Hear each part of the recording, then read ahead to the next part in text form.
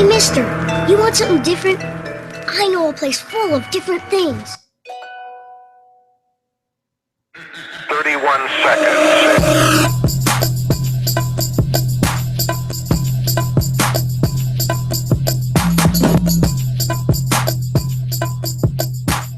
It's the most beautiful thing I've ever seen in my life. Do it! Just do it! Make your dreams come true! Oh,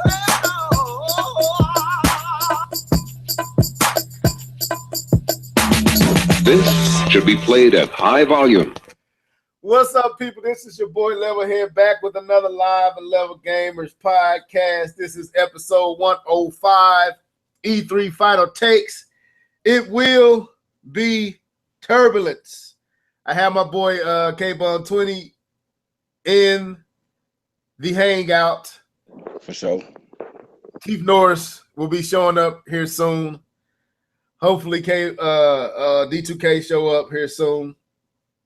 But basically, man, we're going to be talking about E3, all things E3. This will be where we go into our super deep analysis, giving our unapologetic, unfiltered opinions on everything E3, no matter the company, no matter the game. Everything will be discussed, hopefully in a timely manner. Hopefully we won't get anybody upset. Hopefully.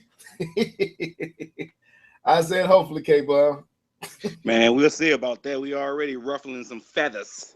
You know. But honestly, I don't feel like anything that I said should have ruffled any fellas. I said a lot of good things. I just was trying to be a little more earnest about my take.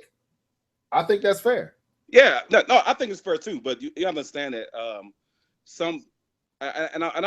not throwing shade at anybody. So before anyone wants to take this comment out of context, I'll just say please don't. And if you are this person, well then look at yourself and think about your life. But what I wanted to say is that some people, they kind of think, whatever their favorite company, that their stuff don't stink. You know what I'm saying? And that there is nothing really negative you can say about it. If you say something negative, now you're a hater. And so that's a bad way to look at things. There's negatives and they're good. It's good with everything. Everything isn't perfect. And the way you get better is working on those negatives. Fixing what's the problem, and that's how you become better. And so giving good criticism, not just hating on something, but giving criticism where criticism is due. It's good for business. That's how you get better. Yeah, so that's my point on it. I understand, man. I just don't understand, why folks be wanting you to not to.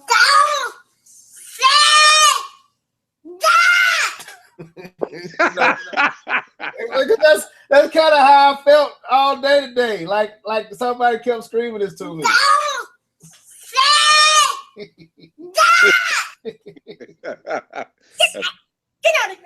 Get out of my room right now. So, but anyway, let's go ahead and jump into this. Hopefully, Keith Norris jump in here real soon. I enjoyed everything. I thought E3 was good this year.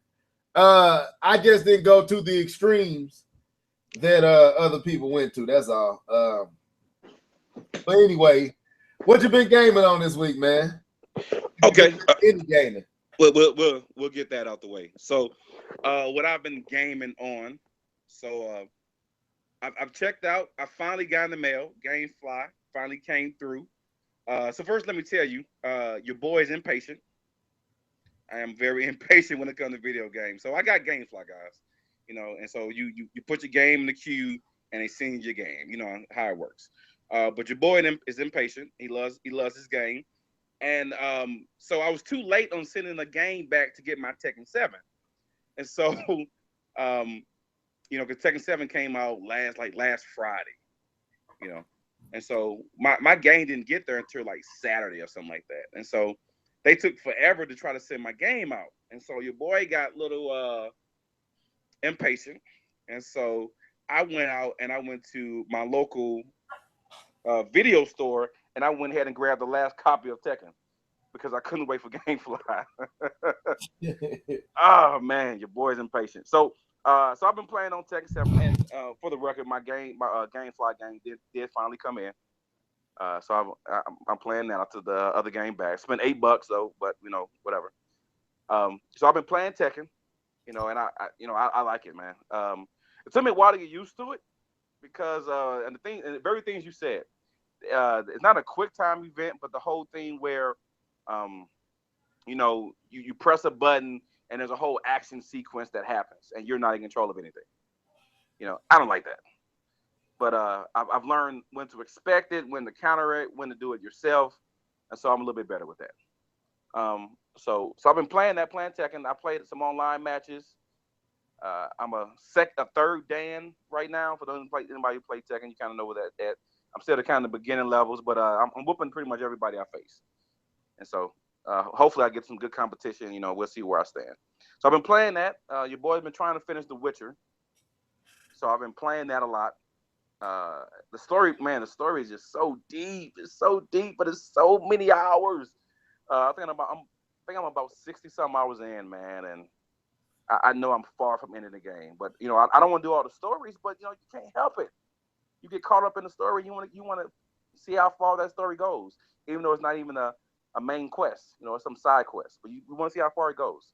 So I've been playing that, playing FIFA with a couple buddies. One of my buddies from college that I haven't really played with in a long time. I've been playing FIFA with him, the online version. So when you use one person, kind of like 2K. I played a little bit of 2K, not much, just a little bit. And I think that's it. I think I got a little Rock Band in, but not much. Rock Band? Did you say Rock Band? Yeah. I still get down on that. Oh my God! Anyway. Oh, they got Montel Jordan. That's how you do it. They got that on there. That's lit. Okay. And then a couple games of baseball, but that's about it. Not much. So you actually got some gaming in, because me, I just been glued to basically Treehouse. I've been watching all the Treehouse. Definitely watching that Mario Odyssey, the Mario and Rabbids game. I like that. Far as games I've been playing, I'm still playing that Tekken. I got a little bit in with my daughter the other day, and then I let her play. I played a little. What was that on the? Me and her play Street Fighters on the Switch. But outside of that, I've really just been glued to YouTube and E3, and so I mean, I really don't have much to say about gaming because I haven't been doing a lot of it. It's E3, man. I'm watching games right now. I ain't playing no games. I'm watching games right now. So, but for the most part, yeah, that Tekken, man, I'm still trying to get used to it.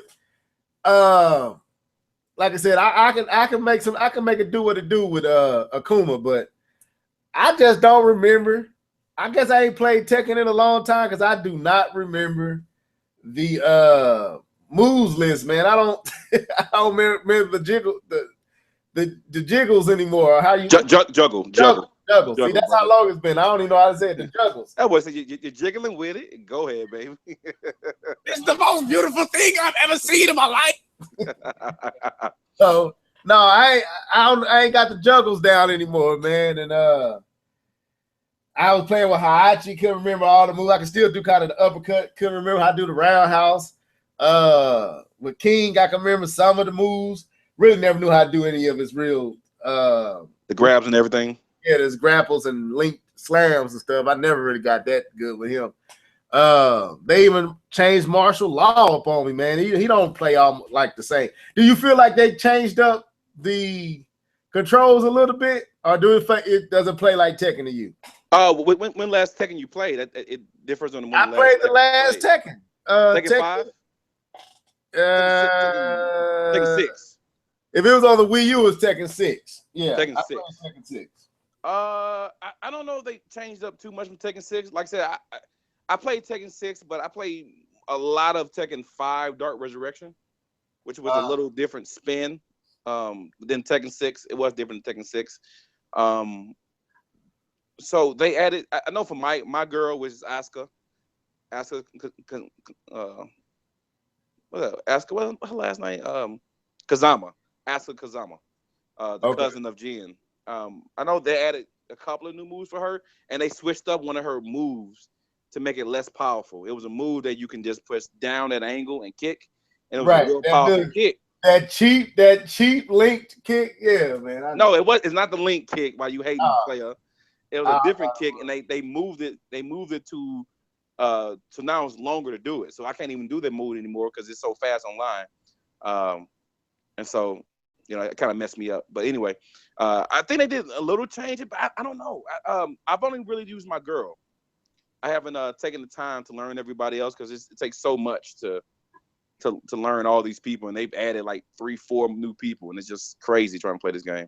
But I don't know. I don't think they've done too much. Like I said, my game was Tekken 5, The Dark Resurrection, and it's probably closer to that than Tekken 6. Okay. That was legitness. Okay. Thank you. All right. Now, so let's do this. Let's get Mr. Buff to go ahead and bring this party in. So we finna talk about E3. So let's Do it! Just do it! Make your dreams come true! Just do it! Anyway, so Yeah, her tripping. yeah, so E3 2017.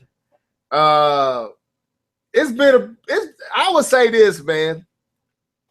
Not everything was great to me, but I do like how lengthy everything was. I like the fact that it started Saturday, and basically, I don't even know if it's still going on right now. Yeah, today's the last day, so about this time it should be over already. Yeah, or it's about to be over because they behind us there. So No, they end a little early on the last day, so it's still Okay. about 6. all right, so I definitely like everything far as this felt different this year. We didn't have to wait till Monday to start getting into what's going on. We had EA Saturday, we had Microsoft Sunday, we had Sony Monday, we had Ubisoft Monday, we had Nintendo Tuesday, we had Bethesda. I think we had Bethesda on Saturday, right? Or was it Sunday? No, I think it was Sunday, Was it a Saturday? Monday. No, Bethesda was Sunday. It had to be Sunday. Okay, you played Sunday night after. Yeah, Xbox. Sunday. Yeah, or a little bit before. Yeah, it was later than Sony. So yeah, it was Sunday night. Cause No, Sony was Monday, player. well, Monday night. Then Bethesda was Sunday. Yes, Bethesda was after Xbox late that night. Yeah, Sony late was that Monday. night. Sony was Monday. Nintendo was Tuesday. Yeah. Ubisoft was Monday. So basically, the whole weekend up to now, we've been E3ing. So for first of all, to me, that was great. I ain't gonna sit up here and lie and say I enjoyed everything I saw, but as a gamer, I enjoyed that. I enjoyed the fact that Saturday I could sit down and watch EA do what they did, even though it was boring as crap. I was happy. I was happy to be bored. Is that crazy? I was happy to be bored. Then Microsoft Sunday, I was all enthusiastic. I wanted to see what this Scorpio was about, showing off what it was. They had their whole press conference. I had something to look forward to on Sunday, and then I missed Bethesda. I won't lie, I missed Bethesda. But then Monday, we start off with Ubisoft. Then we get Sony later on that night. And I'm watching the game and trying to watch Sony's press conference because I watched LeBron lose. LeBron James. Oh man, Do it! Just do it! they didn't do it. Make this time. your dreams come true! Just do it! Anyway, so They didn't do it, player. they didn't do it. But so I was watching that and watching the press conference on my tab and chopping it up with like this whole weekend, dude. We've been chopping it up. Me, you, D2K, Jedi Knight. Screw that. All weekend long, we've been going back and forth in our hangouts, just commenting on everything that we saw. So I would say, as a gamer, I felt like while I won't sit up here and say somebody won E3, because I'm pretty much past that stage in this. Right. As a gamer, I feel like we all won. What would you say about that? Yeah, man. I can't put my finger on talking about who won E3 because these companies, the bottom line, these companies want our money, and so the more they can do for us, the better. Hopefully, the happier we are, you know, and then they can get that money that they want. But at the end of the day, we should be the ones that's winning. We should be the ones getting what we want, or maybe even in some instances getting what we didn't know we wanted, you know. So yeah, I agree. So yeah, we already got a downvote. Boy, these folks are sensitive. I'm telling you the truth. They sensitive, K-Bob. I take that down. You ain't nothing without your haters. You ain't nothing without no haters. What have we done? We haven't even done anything to get a downvote. but then let's do something. Let's get this down. Let's get some reason for this downvote then. Right. So anyway, because they already assuming where we finna go. They think we finna bash Nintendo, which we not. That's what they think. Speak for yourself. No, just... But anyway, we ain't even finna do that. But we just gonna be honest. We ain't gonna be fanboys. This I put in the post. No fanboyism allowed. We here to talk about the games.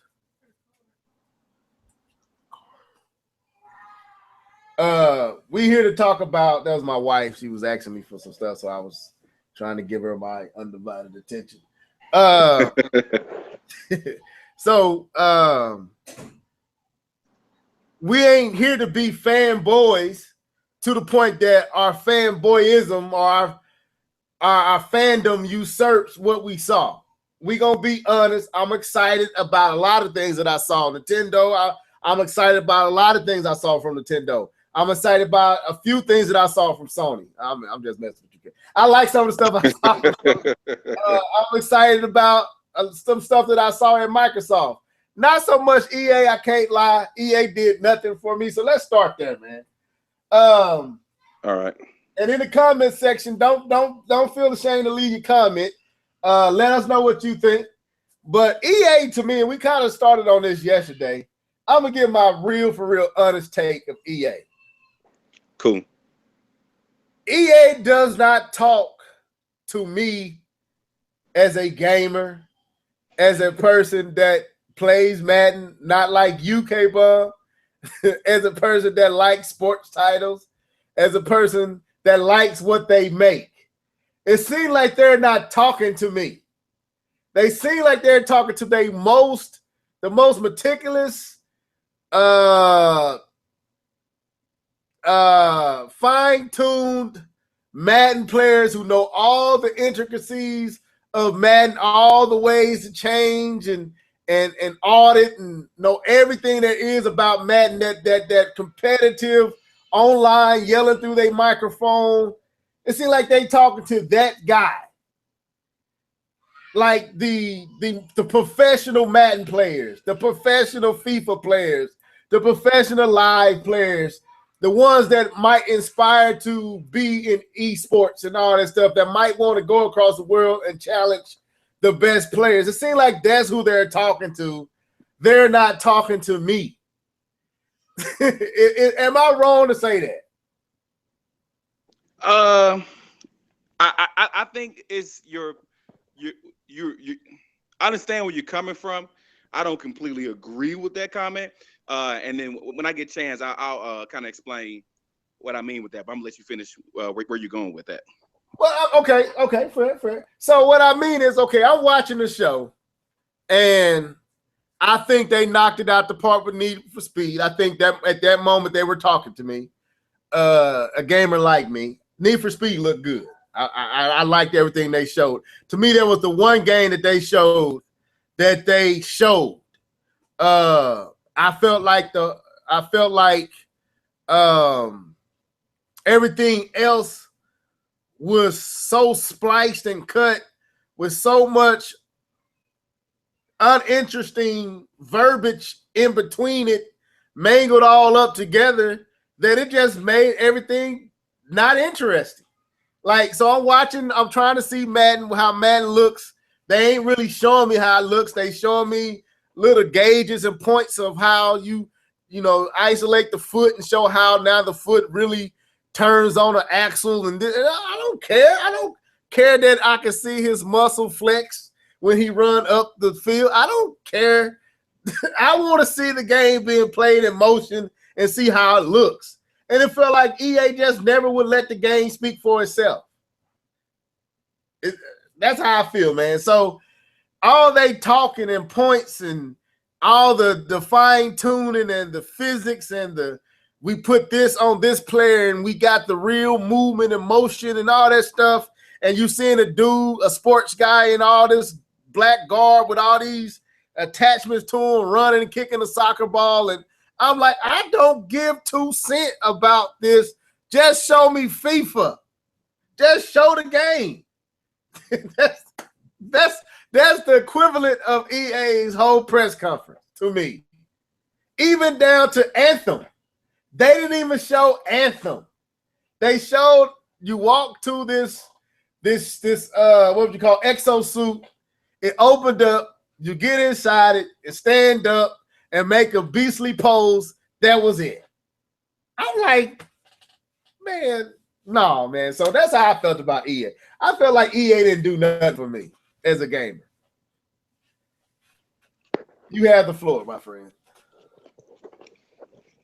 Sorry, brother. I had some food in my mouth. Let me Nah, you good, man. Let me hold on. Let me get that washed down. Hold on. Okay, I answer a question. All right, I'm good. I'm good. I'm good. I'm good. I'm good. I just let me answer this real quick. Go ahead. What happened to LeBron?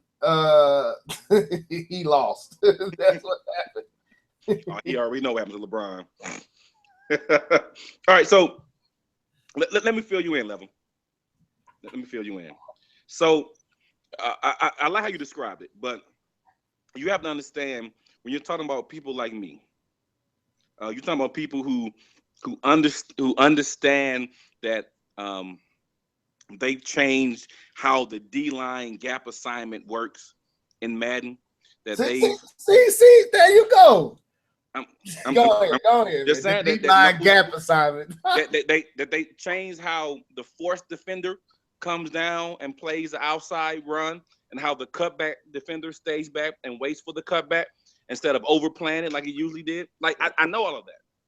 And I know they added all to their game. They're not talking to me, brother, because I'm on Operation Sports and on that forum. They're not talking to anybody on that forum.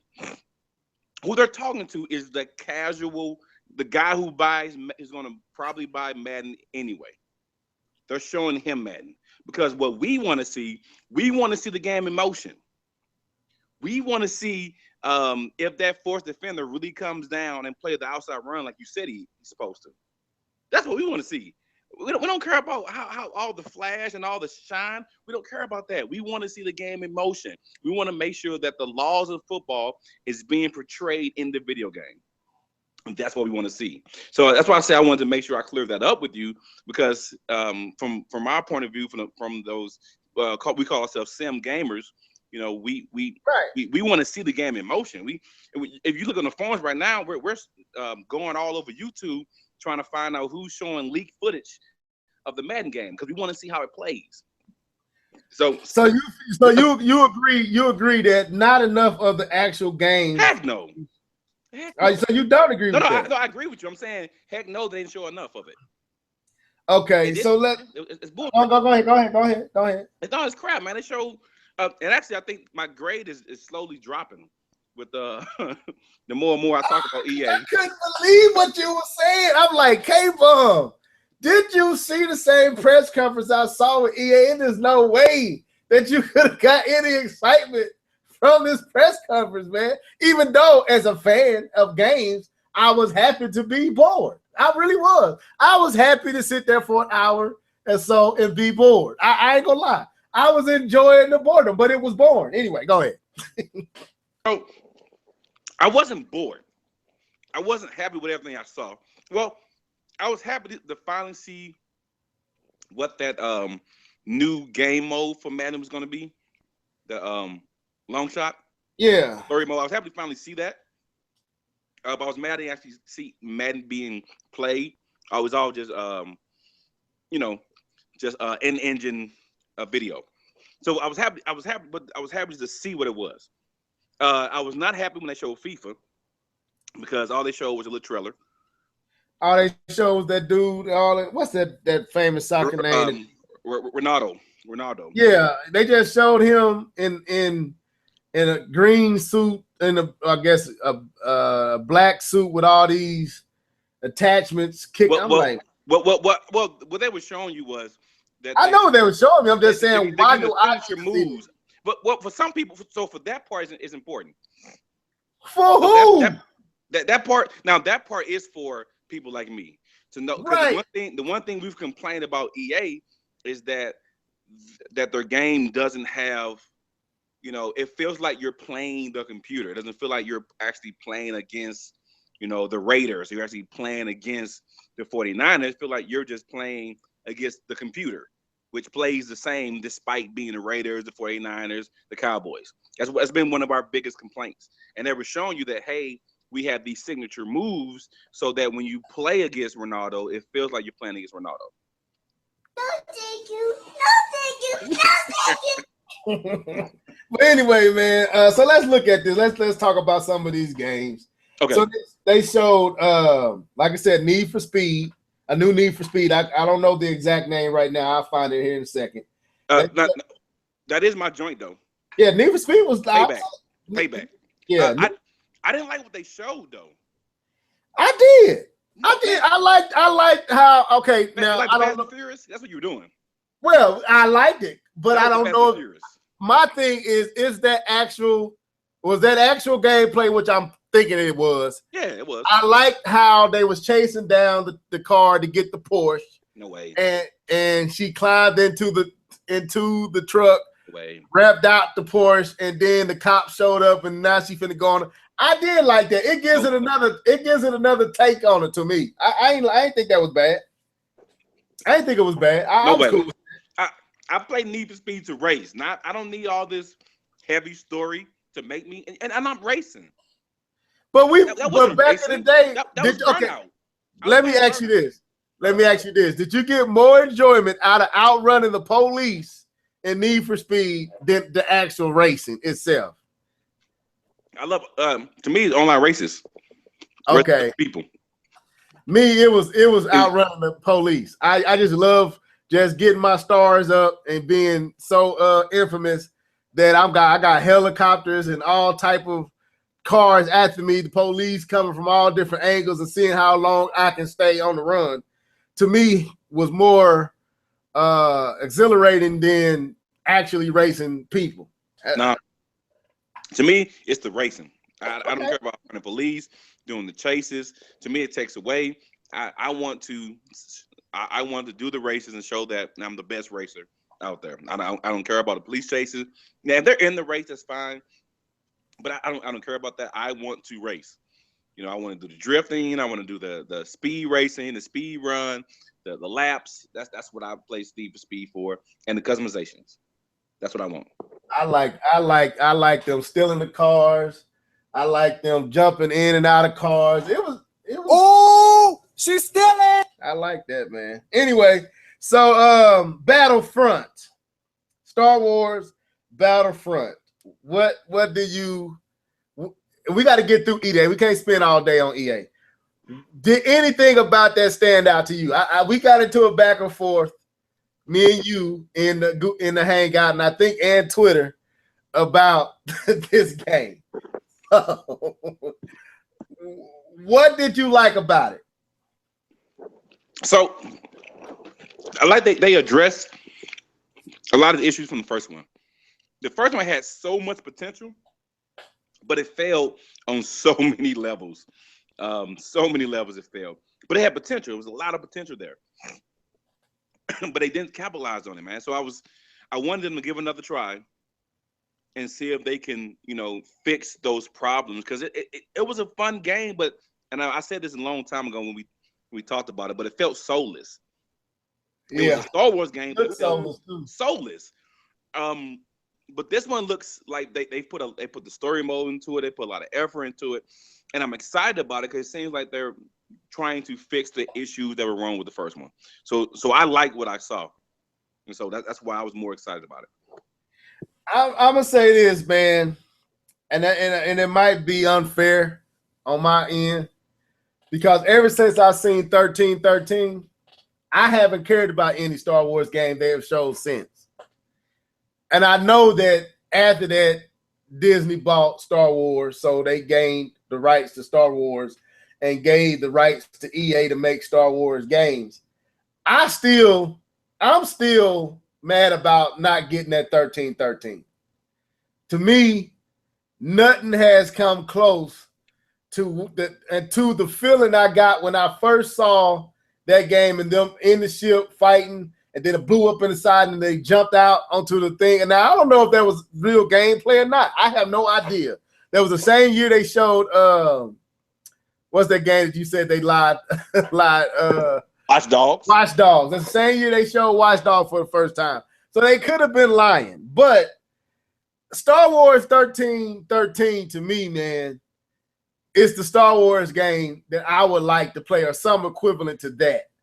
This does not. I don't know. I just ain't excited. To me, this is more for the fanatic fan of Star Wars. I ain't gonna sit up here and say I'm a fanatic. I don't even think you're a fanatic of Star Wars. So I can't outright say it's just for my wife is. She's a fanatic. Wow, I didn't know that. Yeah, But she's a fanatic. now, if it was Indiana Jones, my wife is an Indiana Jones fanatic. But same actor, different movies. But no, 1313, man. Nothing that I've seen so far. Let me help you out, Level. Let me help you out, brother. Let me help you out. So, the Star Wars Battlefront. This was supposed to. Hold on. This was supposed to capture what the Star Wars Battlefront games were back on the PS2 days. Yeah. Because those were hugely popular. Everyone cried to get it back. We didn't get it back. We got Battlefront 1942 or something like that. But we never got back the Star Wars Battlefront. So there's not just the fanatic Star Wars fans, but the fans of the Star Wars Battlefront games in the past. You know, they were big fans of that, and they were really excited when this one came out, and then they were really disappointed when they played it. So that's why I'm giving another shot. After this, if they don't do it right, they need to just stop and do something else, and maybe create your Star Wars 1313, which was a much different game, a story-driven game, and not a online multiplayer shooter like this one is. Okay. All right, I can see. I mean, I ain't gonna sit up here and say the game looked bad because it didn't. It's one of the best looking games out, but I still feel like, especially the original one, did feel soulless. You can kind of look at it and it just felt soulless and really just a Star Wars game with all the Star Wars characters, but no point to why you're there. I noticed that with the first one. This one, they did seem to address some of the issues that many folks was fussing about. I don't know if they actually addressed it. I know that they said they are addressing it. So the fact that I haven't played Battlefront is almost unfair for me to talk about it. I'm just going off of what I've seen. And like I said, 1313 spoiled the heck out of me as a gamer. And every Star Wars game since then has just been, I just say, give me that Star Wars and you got me. But let's end here. This last game, EA's A Way Out. Is a Way Out? No Way Out, I believe. No Way Out. This one say A Way Out, but okay. No, you might be right. No, you're right. It might be No Way. I don't know. Right here, it says A Way Out. It is. It's a prison break game, and it's based around co-op on the couch co-op play. Now we kind of talked about this also the last podcast, and this is something I just want to intervene. I know that EA trying to bring back couch co-op, but I just got to give kudos to Nintendo because they have kept that experience, that interaction of in-house physical co-op gameplay intact on their system. But it is nice to see people outside of them try to do this. But I agree. They've been the only ones. Yeah, or Nintendo. Nintendo has been doing. I just didn't like the fact that they made a big deal out of the couch co-op as if this was a lost this was a lost way of gaming for everybody. I'm like, well, Nintendo we've been criticized because that's what they do and not online. So yeah, I mean, it's a lost art when you look at the other two consoles. Yeah, the games that they provide, it is a lost art. But as a whole in gaming, it's definitely not. Nintendo's been doing this better than everybody for the longest. All right, so go ahead, give me your thoughts. All right, so I'm gonna try to be brief because we spend way more than we should have on EA. But I love the idea with couch co-op, and I love the idea of this game. And I'm a person who played every last one of those terrible Army of Two games. Terrible. But me and my brother played them anyway because, you know, nothing. I'm sorry, if you grew up back in the day and you had your NES and you played Contra together on the couch, I'm sorry, that was some of the most fun I've ever had in my life. And so that feeling of that working together, you know, because you had to team up jumps together, you had to team up, you know, how you want to attack certain places, and you can kill somebody by going too far off the map. You know, and that feeling has been lost. You know, that's why probably the main reason. What's up? What's up, man? I'm gonna put y'all on mute for just a second. All right, go ahead, brother. That's one of the main things that's been lost in gaming. That's why I do a lot of online multiplayer, because it's that playing with my brother or playing with friends. So I give them kudos for bringing that back, because this is a very ambitious game. Because he was saying was the only way to play this game is with a friend, and there's not to, and you're pigeonholing, you know, how many people that can play this game by saying that, and they're trying to focus on couch co-op, which is something that not too many people actually doing. So that's very ambitious to actually do that and say that this is kind of the only way we really want you to play this. So that's kind of my points on A Way Out.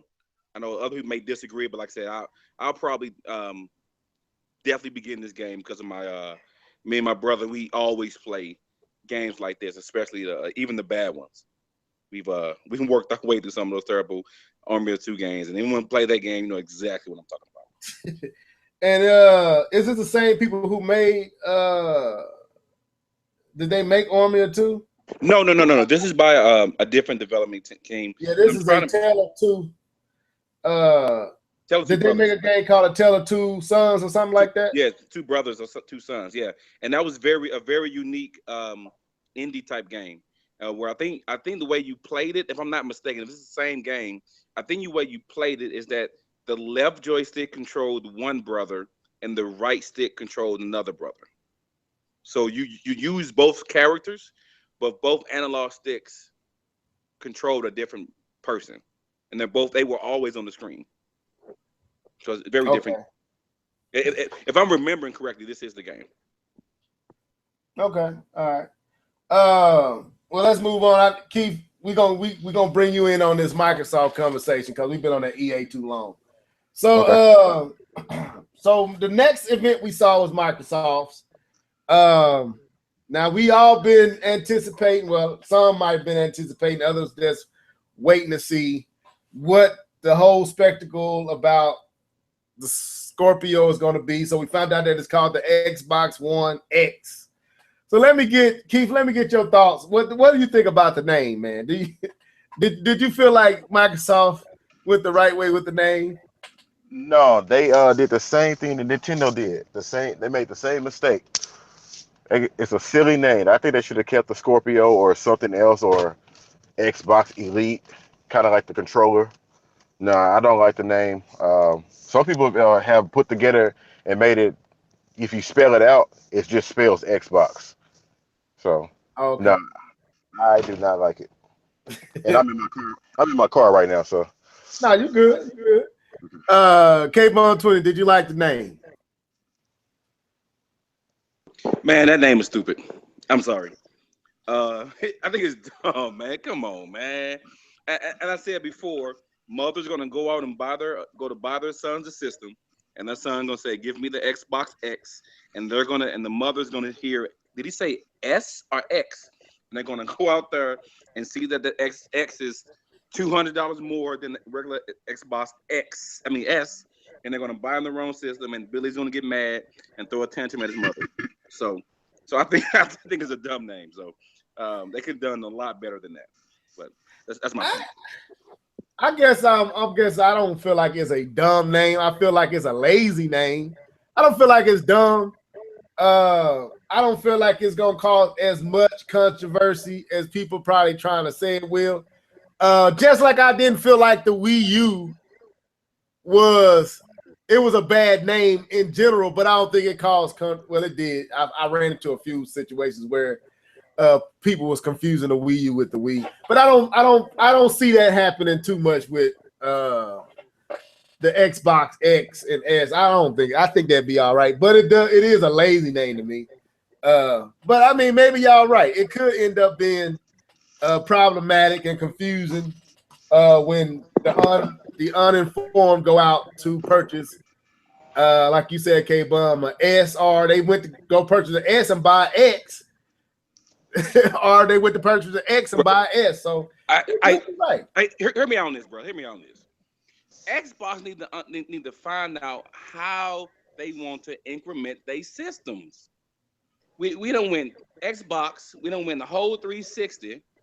We don't went to a 1, and now we going to ladders. How are we gonna do this thing? How are we gonna increment our system? Now, people call me fanboy. We won't.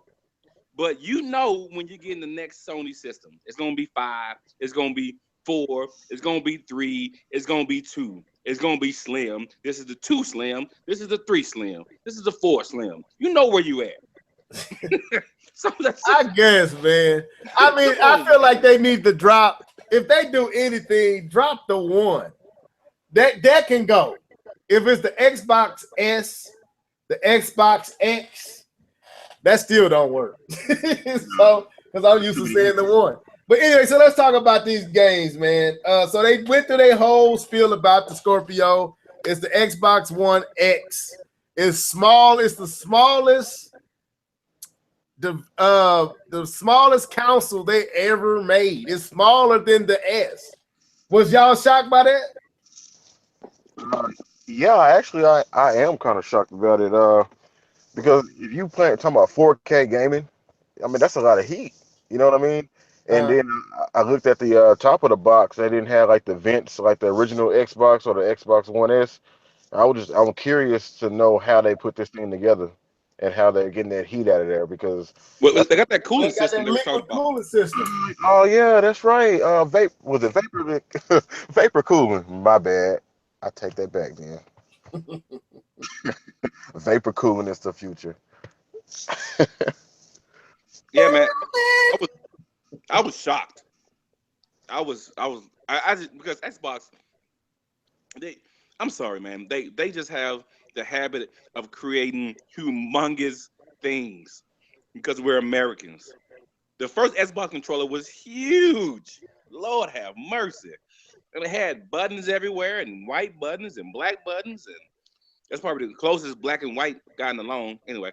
But man, they just used to making huge systems. And the 360 was, I mean, it's huge, man. I have my Xbox One sitting right here, and it's just making my PlayStation look tiny, man. So I was surprised that they actually made it. I like the way the original Xbox One look. I like the size and everything, man. It is huge though. I won't front. It's huge. It's big. But okay, so we talked about that. So the first game they show is. Hey, I got a question before we move on to the games. Do y'all think you think because the Xbox One X is smaller, you think it's gonna the Japanese crowd, you think they're gonna levitate to it? I think that's the purpose of getting it smaller is Man. to get. Man, it ain't that much smaller, bro.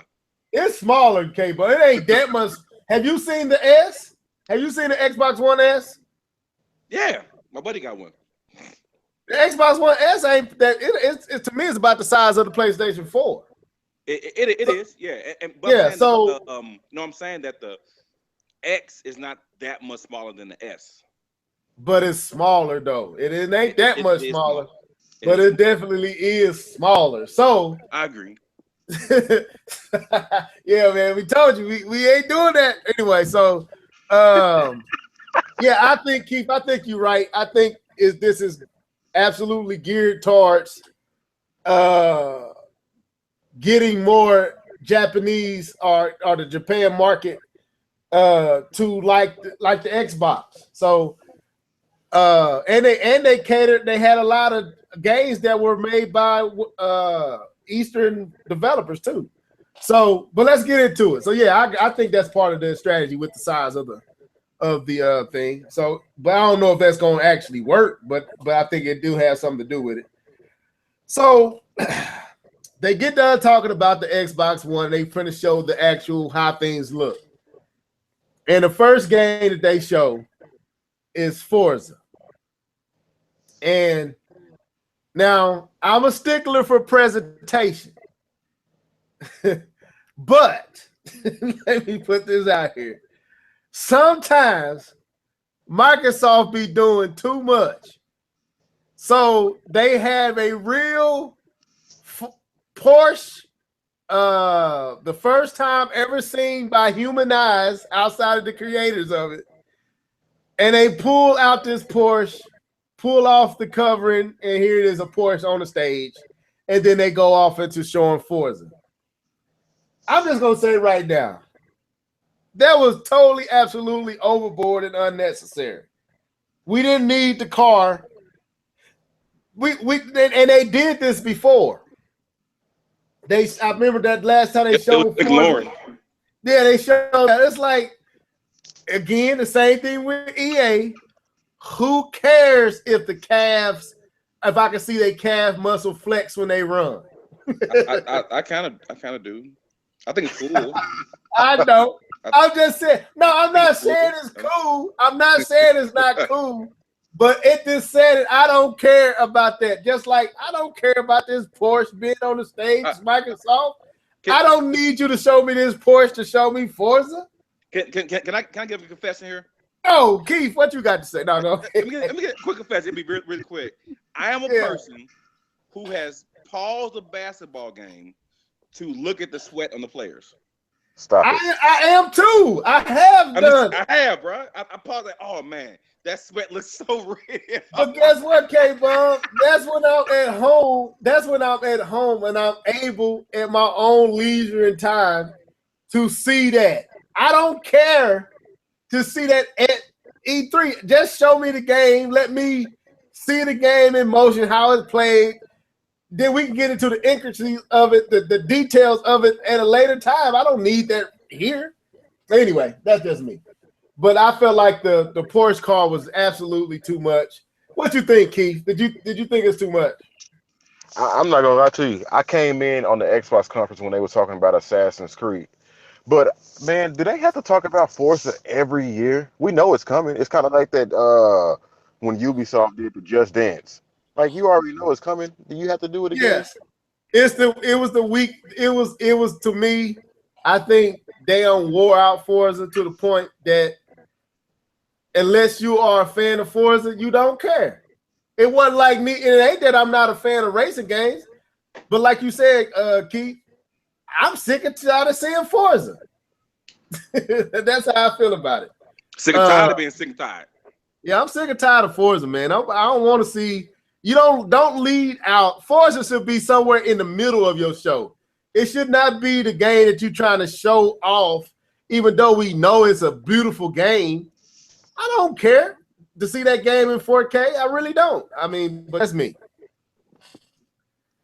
So what was the next game they showed?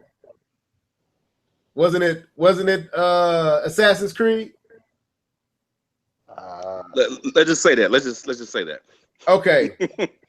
I think it was Assassin's Creed Origin. So let's go there. What did you think about Assassin's Creed? K-Bomb. Man, don't ask me about no Assassin's Creed, man. You know how I feel about Assassin's Creed. Okay, Keith, what you think about Assassin's Creed? So my response is pretty much like K-Bombs, but I'm going in thinking like, okay, they got the Egyptian theme going. It's gonna be called Assassin's Creed Origins. I'm digging the idea, but at the end of the day, it's Assassin's Creed, and I don't like Assassin's Creed. Sorry. The game looked beautiful. The gameplay looked really cool. All of that, and I've said this. I've seen several Assassin's Creeds, and I said, "Wow, that looks cool." But after you peel back all of that paint, you know what you got? Assassin's Creed. Yep. So that's how I feel. Assassin's Creed. I don't agree. I don't agree with y'all. I'm going to go out on a limb and say I enjoyed everything I saw at Assassin's Creed. I enjoyed the whole Egyptian setting. I enjoyed the climbing of the pyramids. I'm glad they took a break. I'm glad they got away from the storyline that they had in the prior previous games. I'm glad that they're giving us a whole new setting, a whole new place to explore that is not Europe or London or something like that. I'm liking it. I definitely like what I saw with Assassin's Creed Origin. So if I'm by myself on that, I'll be by myself. I plan on getting Assassin's Creed as soon as it comes out. You be by yourself. Boy. I'll be by myself, but hey, we here today. If you can see my hand, it's real talk today. I'm getting it. I want it. I want it, and I ain't ashamed to say I want that game. I really do. I was impressed by it, and when I saw the snake, when I saw him down in the dungeon with that big snake, I'm like, so they might even have some boss battles that are not historical figures. That makes me feel like they might be going a little Prince of Persia in the boss fight. You is not gonna bring that name up. I just did. I did that. You did do that. I did it, K-Bomb. I saw a little Prince of Persia. Take my name out your mouth. I did. What you trying to say?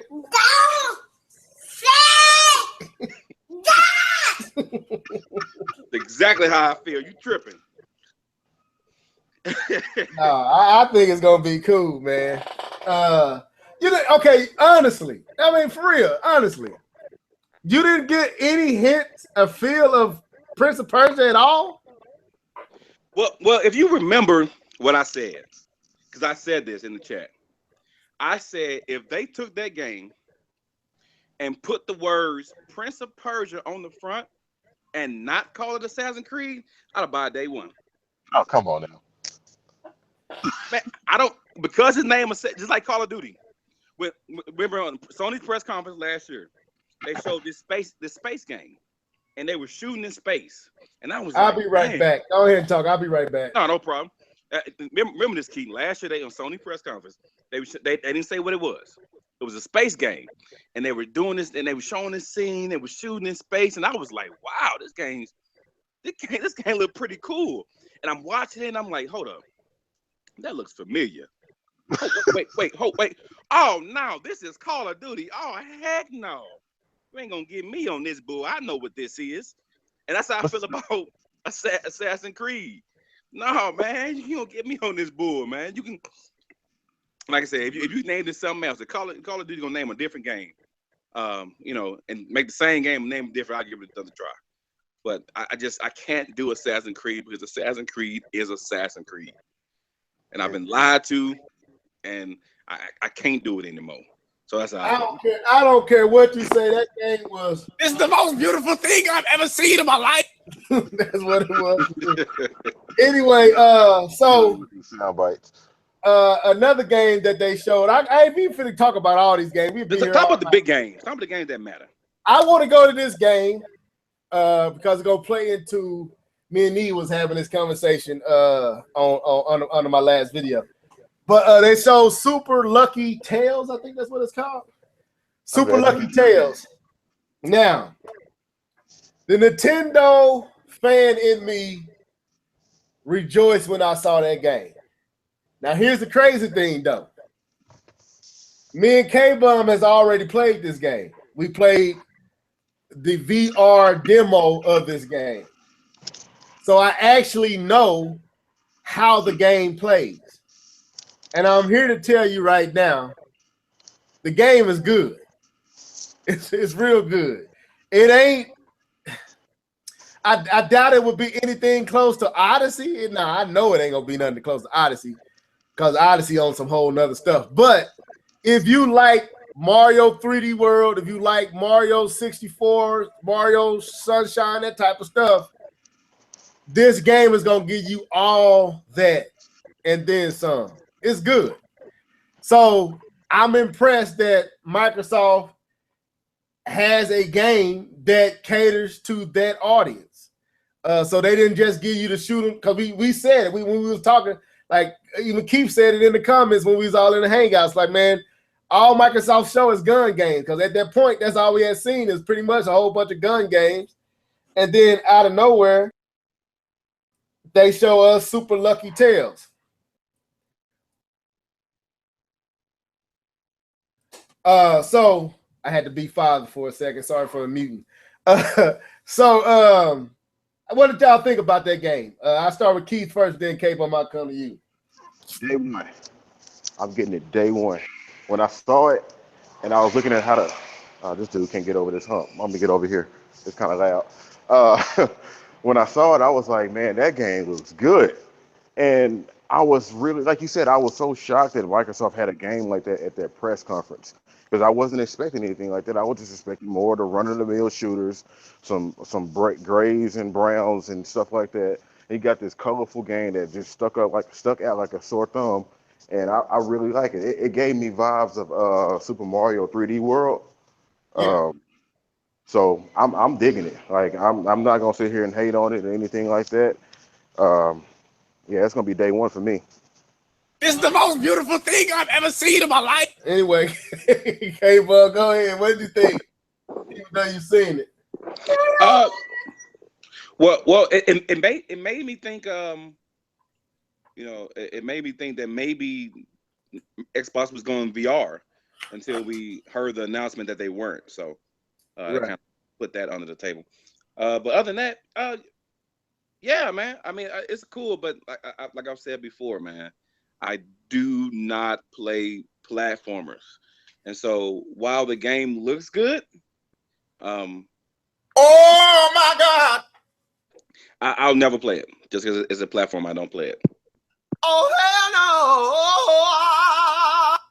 hell no!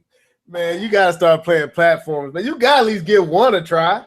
Hey, hold on. Why you don't like platformers? Be for real. Yeah, K-Bug. It's boring to me, man. It's boring. Dude, you just got on some good gaming. Okay, so man, I played, man. I grew up playing platformers. But you ain't, dude. You ain't played platformers in a long time, K-Bug. Platformers came a long way, bro. You might need to rethink that, bruh. I don't, and like I said before, I don't even play platformers on Sony systems. It's not like I'm just hating on Nintendo. I don't play platformers, period.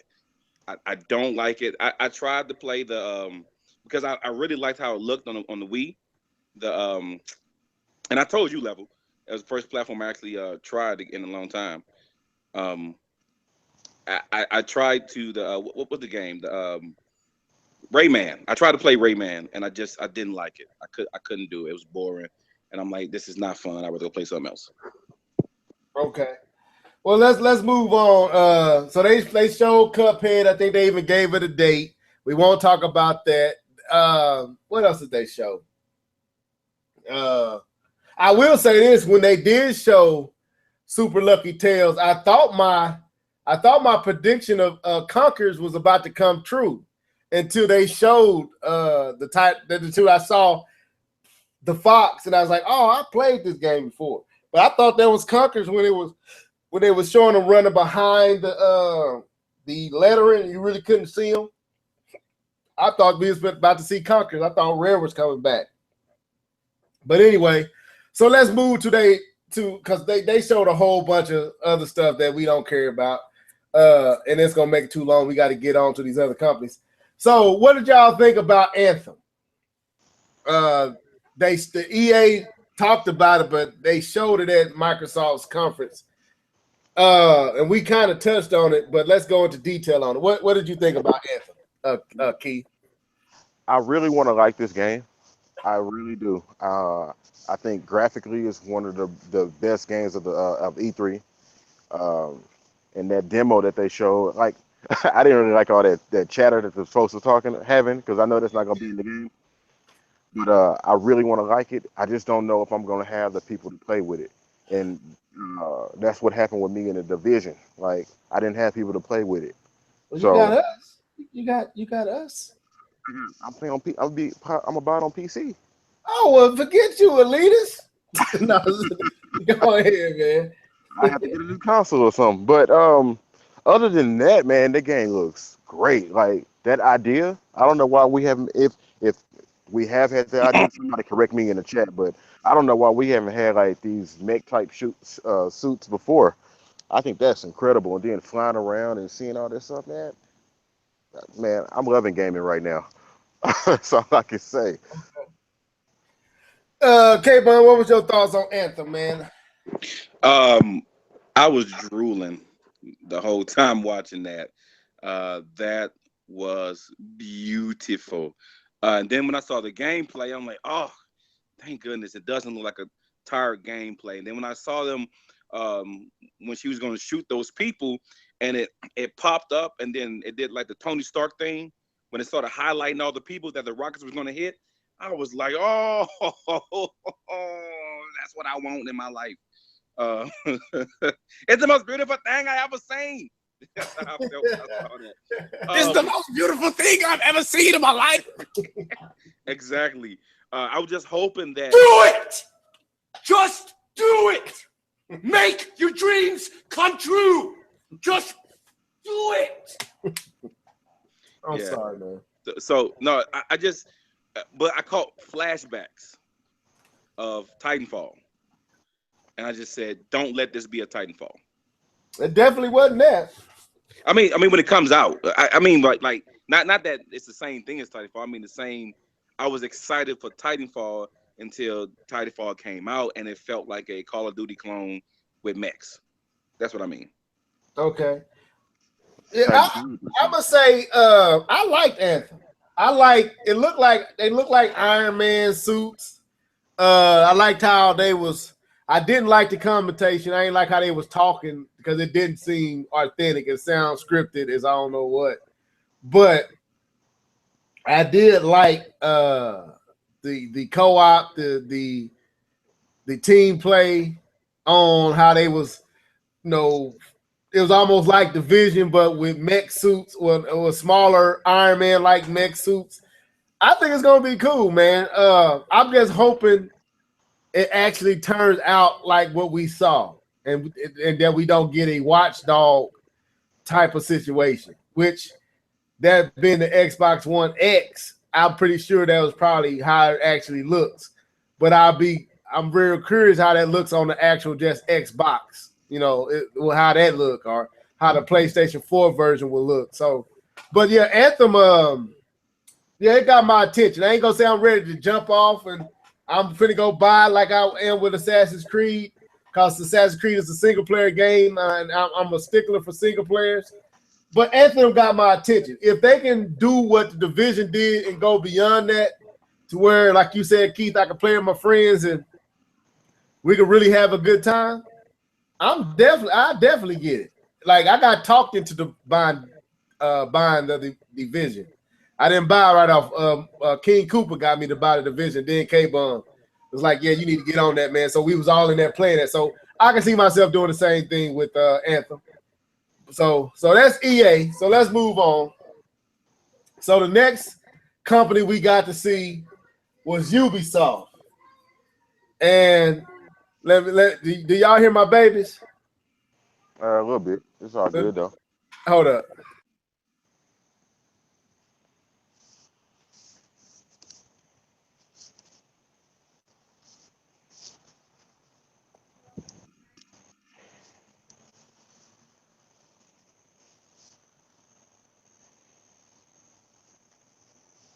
So to me, I'm not gonna relinquish on this. I'm not gonna back down. Ubisoft killed it to me, man. Ubisoft killed it to me. I thought Microsoft was cool, EA was trash, and then see Bethesda. But Ubisoft killed it to me, man. I liked everything I saw. Well, not everything, but I liked majority of what I saw. I enjoyed. Yeah, Ubisoft, other than Nintendo, man, they one of the more creative developers that we have in the industry. Like, I don't care what nobody says. When you go back and you look at games like Red Steel, Zombie U, those type of games that actually utilize the technology that's provided to them, and they come up with some pretty unique games. But that Assassin's Creed ain't, I'm just playing. But I like Ubisoft too. So let's get the one person that did not enjoy the Ubisoft press conference out the way. K-Bomb 20, what was your thoughts on the Ubisoft press conference? Liars! you liars! What they lied to you? Lie to me. You said what? What they lied to you about? They've lied. What do you mean? What have they not lied about? What game have they showed that comes out and looks exactly like what they just showed you? But it plays like they showed you. No, Watch Dogs did not. Watch Dogs did not play like they showed. Okay, Watch Dogs is one game that they did lie about, but I won't call them liars. The Division, I know Division was they talked about how it was gonna be. It was not what it was gonna be. What they showed you, they said it was in game. They said it was in game. On a high-end PC. Yeah, I was gonna say. And that's the lying part.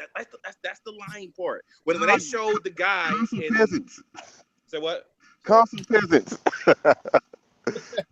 Y'all console peasants. Y'all the reason that the games ain't coming out the way they supposed to be coming out now. Just go ahead. Man, if you you're lying to me.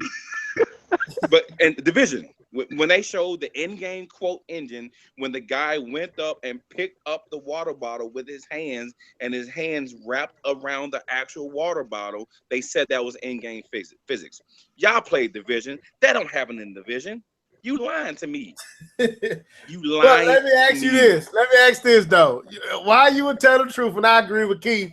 I think what they meant was this was in-game for. Unless they said this was the PlayStation 4, Xbox One, that was PC. PC doesn't do that. Even the PC doesn't look like that. It don't pick up the water bottle? It looks good. Like the PC version looks good. It does.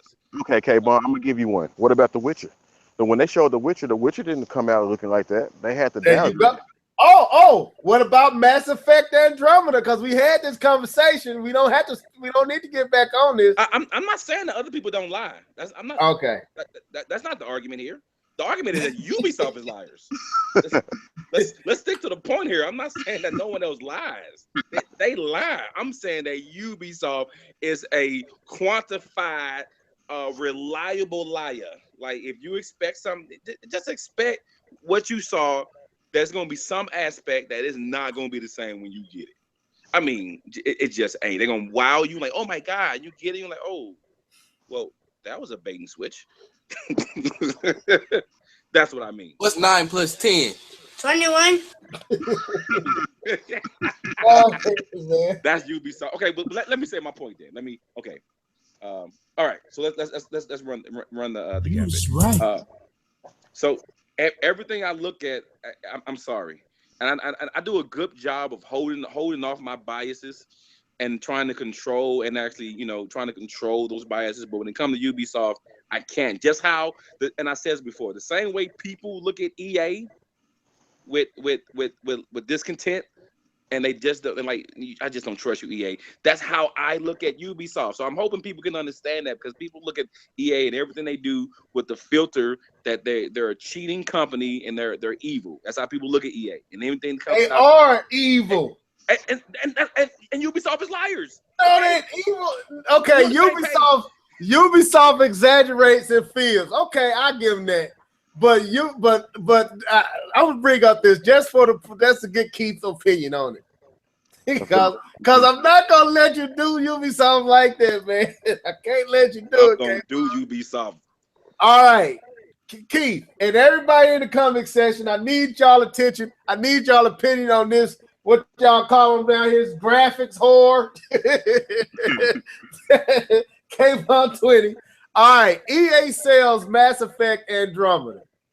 Yes. Knowing good and well it wasn't right. True. Get your money, and then after the backlash, turns around and sends out a reason for why it was the way it was. Is that not excuses? That's low down. That's low down and dirty. Because I bought. Thank you. I didn't buy that game from EA, but I bought that game. Thank you. Thank you, K-Bum.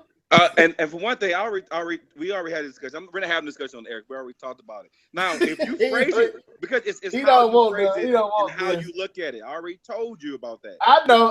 We ain't gonna go there. We ain't going there. We not going there. The question is, why did you lie to me, EA? Then there's nothing left but excuses. But that's not how I look at it, and so we're not gonna go to that again. All right, so we won't go there. But I thought Ubisoft was cool. So let's talk about the game. So we can't talk about all this because we still got to get to Sony and we got to get to Nintendo. So Starlinks, to me, if it's not a microtransaction mess, I think I'll get that. I think I'm gonna get Starlinks. I'm gonna name out what I'm thinking I'm gonna get. Then I'm gonna throw it to you, Keith. I think Starlinks is on the radar. Sold. Yeah, that's sold. Of course, Assassin's Creed Origin, I'm getting that. Mario and Rabbids, I have to play a game like that. It looks good, but I've never really played a game like that. And I heard it's like XCOM, and I've never played XCOM. So, but what I saw looks really good. I just don't know if I will give it the attention that it needs. I'm saying maybe I'm not the gamer that'll give that game the right attention. But I did definitely like what I saw. What else did they show? Skull and Bone. Skull and Bones? No. Heck no.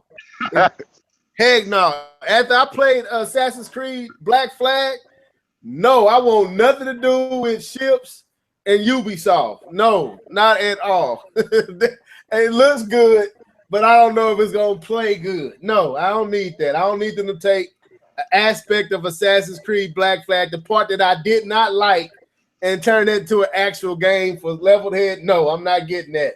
What else? It was another game that they showed. I know Beyond Good and Evil. We'll get there. But was there anything else they showed? Nah, they ain't shown up nothing. Now. What else? I think that was it. That was just DLC. That wasn't. Yeah, that was just DLC. Yeah. Which I did think was cool though. I did think the Olympics thing was cool. I like that. But it's like I said, it's DLC. But it doesn't make an Olympics game. I thought that was pretty cool that they can do that. Okay, so yeah, so most of what I saw from EA was purchasable. Would be something that I would purchase. Huh? Ubisoft, you mean? I said Ubisoft. No, you said EA. You said EA. So okay, Ubisoft. Most of what I saw from Ubisoft, I would purchase. I would definitely purchase. South Park then? Are you getting South Park? No, I forgot about South Park, but I said most. I didn't say all. I said most. Okay. I definitely would get Mario and Rabbids. You getting the Creed? You getting Creed too? I mean the Crew too? I'm getting Assassin's Creed Origin. I'm getting that. You getting the Crew too? Huh? The Crew. You getting that They game? didn't show the Crew. I forgot about oh, the Crew. That game was a lie. I'm sorry. That game was trash. Thank you. That game was a lie. Well, I didn't remember the Crew, so now I'm not getting it.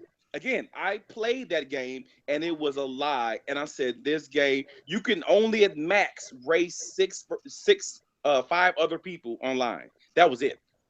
It was maxed out at 5 people you can race online. I'm like, that's garbage. I'm not getting the Crew. I want to give it the benefit of the doubt though, because Watch Dogs 2 was a major improvement over the original Watch Dogs. It was. After they lied to you, yeah, it was. I'm just saying, if the Crew 2 may be good, but I'm not gonna be the one to jump in. Oh, one of y'all let me know about it then. Do you got stocks in EA? Do I got stock? What I got stock in EA for? I'm just messing, man. I just don't like lying Ubisoft. I don't give a dang about EA. I don't like lying Ubisoft. I thought EA was the biggest liars in the game, but you said Ubisoft. Okay, Keith, what's your take, man? What games would you get, and then we talk about this Beyond Good and Evil? Well, first off, I think Microsoft is the biggest liars because they don't know what exclusive means. But that's true. Ubisoft, man, basically the same games outside of Assassin's Creed, man. I'm looking forward to seeing more about that Starlinks game. That's just Ubisoft being creative. Mario and Rabbids, like you said, I was tempted to buy XCOM, but I never bought it. But I think I'm gonna jump on this game. It looks fun. Got the Mario characters, and oddly enough, the Mario thing is attracting me to this game. I have no idea why, but it's making me want this game.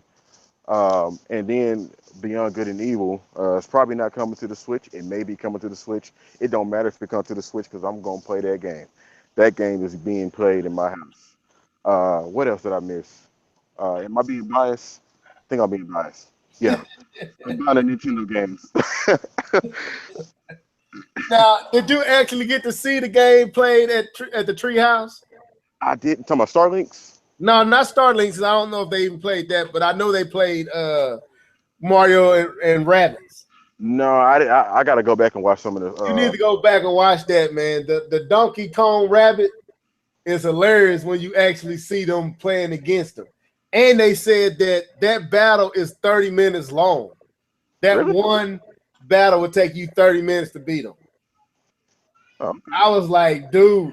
So this game, this ain't no quick run-of-the-mill game that they just threw together for a quick crash grab. I'm burping. I'm trying not to burp or belch. But it's actually got some real intense time and love and passion put into the development of this game. They said they've been working on it for like 3-4 years now, right? Yeah, that's what the developer said. Yeah, so, and that's another thing, man. We echoed this last in our quick take. Another reason I resonated with Ubisoft's press conference is their own evident passion and joy about what they were doing. They were elated. They were happy. You can see that it was genuine. It wasn't manufactured. It wasn't fake. It wasn't fake smiles. Everybody, even the owner or the CEO, all showed to me authentic enjoyment for games and what they were making. And it resonated with me. I mean, Ubisoft really made me feel good as a gamer. It really did. Maybe I'm being biased because they came out with Mario and Miyamoto stood on that stage and did his Japanese goofy thing, and I'm laughing and enjoying it. And the Ubisoft CEO joined in with them, and they did their pose, and then we saw the game. And I don't know if I was being biased, but all I know is outside of Just Dance, everything that I saw from Ubisoft put a smile on my face for the most part. Not everything, but most of what they showed put a smile on my face. I don't want to say it's biased, but I think genuinely these were good looking games from just a creative standpoint, graphical standpoint. Like I think we were talking about the Starlink, the toys and stuff like that, and you said they can do cards. I'm not gonna get the toys, but just the idea of implementing that in the game, like, but I don't know. Yeah. So yeah, you can do it digitally. You don't have to buy the toys. So let's get to this last game and we're gonna get out of here with Ubisoft. So they showed Beyond Good and Evil, the CGI trailer. What did you think, Keith? It was a really good trailer. I'm thinking about going back and watching that right now. That's how good it was. I knew what it was when I saw the pig guy. But it was a really good trailer. I just hope that the game has the same type of vibe as far as like graphically and aesthetics. So I don't think it is. I don't think it's gonna look that polished. You know, it's coming to the Switch. did they confirm that? Yeah, they confirmed it. They confirmed it to the Switch. I was looking. I was watching. I think it was OJ, one of his videos, and he was talking about how they confirmed it. And I was like, okay, let me go check. And I looked it up, and the dude from Spain, on his, I think it was Twitter, confirmed that it's coming to the PlayStation 4, Xbox One, PC, and the Nintendo Switch. So yeah, it's coming to the Switch, and they actually showing it behind closed doors. But they said it's real early, so you can tell that it's not ready. Yeah, they said it's in-engine stuff that they're showing. They're showing concept art, and they're showing in-engine to show them the scale of the game. I read an article about that. So I gotta give it to Ubisoft, man. They really are bought in on the Switch. And I'm sorry, I'm being biased. I'll be biased for a second. I appreciate that. After what EA didn't even mention the Switch, didn't even mention it. I'm glad Ubisoft stood out from the rest and act like the system exists as a third-party company. I appreciate that. So, but yeah, K-Bone, what did you think about Beyond Good and Evil, man? That was a movie. It was a nice trailer. Don't have no idea what the game gonna be like, but it was a nice trailer. For being a Sony fan, that should have got you all hyped. If anyone else would have did it, yeah. Exactly. Ubisoft did it. You know I had to get you, man. UB did it. Nah, bruh. Before they say fool me once, shame on you. Fool me twice, shame on me. UB, you got to give me some gameplay. I need to see it in not alpha, but I need to see it in the final published build before you send it out. I want to see it then. Don't show me alpha and show me all what you think you can do with it. Don't bruh. Too many times. So okay. Good trailer though. Very good trailer. Yeah, I thought Ubisoft ended on a big note with Beyond Good and Evil 2. I thought the trailer, while not being not a true representation of what the game is, it does give you some idea of where their mind is and where they're trying to go, the aesthetics, what they're trying to do. It kind of gives you something for your imagination to run with rather than just leaving it to your imagination where you don't have no foundation to play with. I like that. So overall, I thought Ubisoft nailed it this year. Normally Ubisoft is horrible to me. And I know a lot of folks was wanting Ashley, is that her name? Aisha. I didn't miss Aisha. I'm glad she didn't show up because last year she was horrible to me. The first year she was cool. Last year she seemed forced. This year she wasn't there, and they did great. So I'm glad she wasn't there, and I'm glad that the dude that was doing the stuff. I'm glad they kicked him up out of here. Oh yeah, he had to go. So let's move on. Let's get to who always wins. They always win in according to Nintendo. I just skip my head right now, but they always win. All I do is win, no matter what. Oh my God. Not this year. So Nintendo Ultra always says Sony always winning. But so let's talk about Sony, and then we got to get to my guys, man. We got to get to Nintendo before it's all done. Sony. I started with K-Bum on the last podcast with Sony, so I'm gonna start with Keith. What was your take on Sony, man? Again, it was white rice with no salt, uh, very bland. Hold on, I'm trying to get this, trying not to echo. No, it was very bland. Like they were very uninspired. They didn't really want to be there. It seemed like we know that they're holding back for PlayStation experience, but man, come on, this is E3. Do your, act like you want to be there. Have a press conference. The lack of transitions between games, it was just horrible. Um, it was almost kind of disrespectful a little bit, if you really want me to be honest. It's like here's the biggest show that people have been waiting for, all year, you know, and you come up and don't really come to show out. You know what I mean? So I didn't like Sony's press conference. Now again, they could have the best games. I don't care. Your presentation sucked, which led me think that you don't care about these games. And they show games that we already knew about, and no release dates. So it's kind of like whatever. No solid release dates. Yeah, no solid release date. They showed you years. They didn't show you no release. They just showed you a year. I'm gonna go second. I'll let K-Mom go last. Yeah, I agree with you, Keith. To me, Sony has, just from a visual standpoint, Sony hands down has the best visually pleasing, eye-pleasing games of all games to me. The Uncharted game looks amazing. Again, looks amazing. God of War looks freaking amazing. The Days Gone, is that the name of that game? Yeah. Looks amazing. But I kept scratching my head like, all this feels so familiar. And it hit me. They all play the exact same way. The over-the-shoulder, Uncharted like Nathan Drake.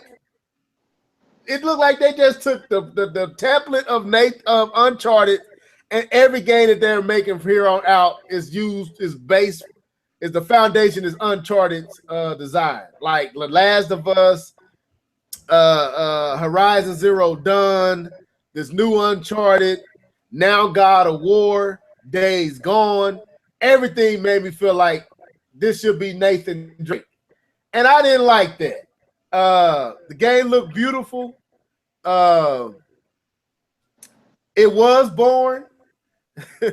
Like for the first 30 minutes, they didn't even talk. It was just long pauses between each game they showed. It was like they was having technical difficulties. I don't know if they were or not, but it felt like stuff was messing up. They said they were.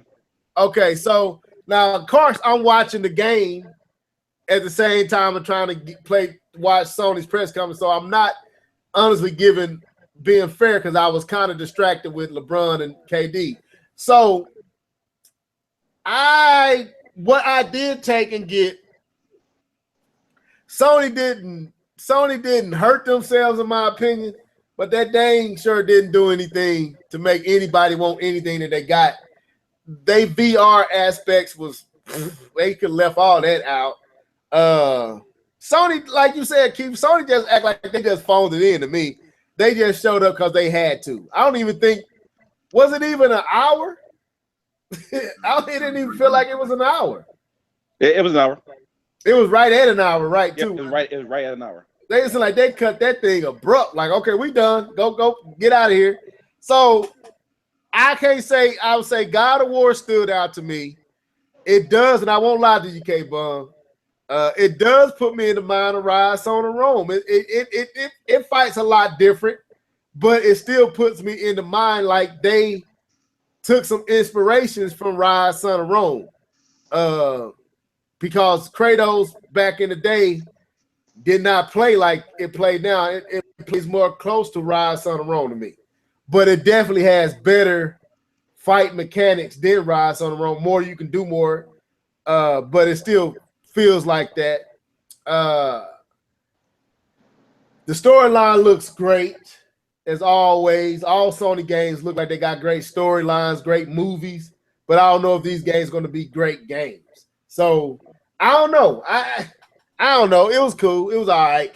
You know, I give them a C somewhere around there. They ain't flunked. They ain't failed, but they ain't do nothing that blew me out my socks or anything. So that's my take. Oh yeah, Final Fantasy Fish VR. See, yeah. So yeah, go ahead, man. So that's how y'all gonna be for real. That's how we gonna be. Kid, you gonna throw that shade at the end? Come on, man.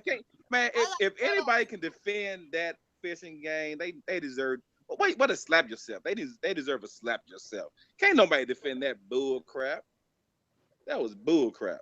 So I guess let me get my thoughts about the Sony press conference. So You better stop. let me give my thoughts as the resident Sony fan. So last year, first of all, let me say this: I missed the first 30 minutes. I was over at a friend's house. We had a little church get together, and I missed the first 30 minutes of the Sony press conference. So I'll say that. So most of the cringe-worthy parts of it, I missed it. So, but I did get a chance to see some of the stuff that they showed.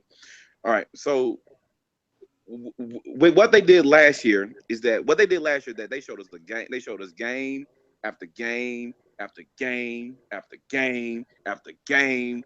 They showed us new games we didn't know about. They came out with the orchestra. I mean, they came out and just hit you left, right, boom, boom. And then this year, they're like, well, you know that last year when we hit you with all those games, you want to see them again? That's how I felt, man. Hey, you remember last year all those games? Guess what? We have less games and the same games. You guys like that? Yeah, I know you like that. Watch this. No, so that's how I felt, man. I was kind of I'm ticked off that they showed Call of Duty. I don't understand why they want to show Call of Duty in this press conference. Like, people are seriously saying, "Oh my God, Sony has Call of Duty." Come on, man. No one's like that. No one's saying, "Oh my God, I can't wait to the Sony press conference until we can see Call of Duty." Come on, man. Just stop it. Just stop. And then they showed Destiny. Why are you showing Destiny? Then Destiny just have 2 weeks beforehand. They had a big blowout where they showed the game in its entirety. Where are you showing it? So that's two things. So to me, that they did very poor in that aspect. But to me, they showed two of the best games in all of E3, which was God of War. What did you say? They showed two of the top best games in all of E3. Okay, I gotta hear this. Go ahead. God of War, I was literally out of my seat when I saw that game.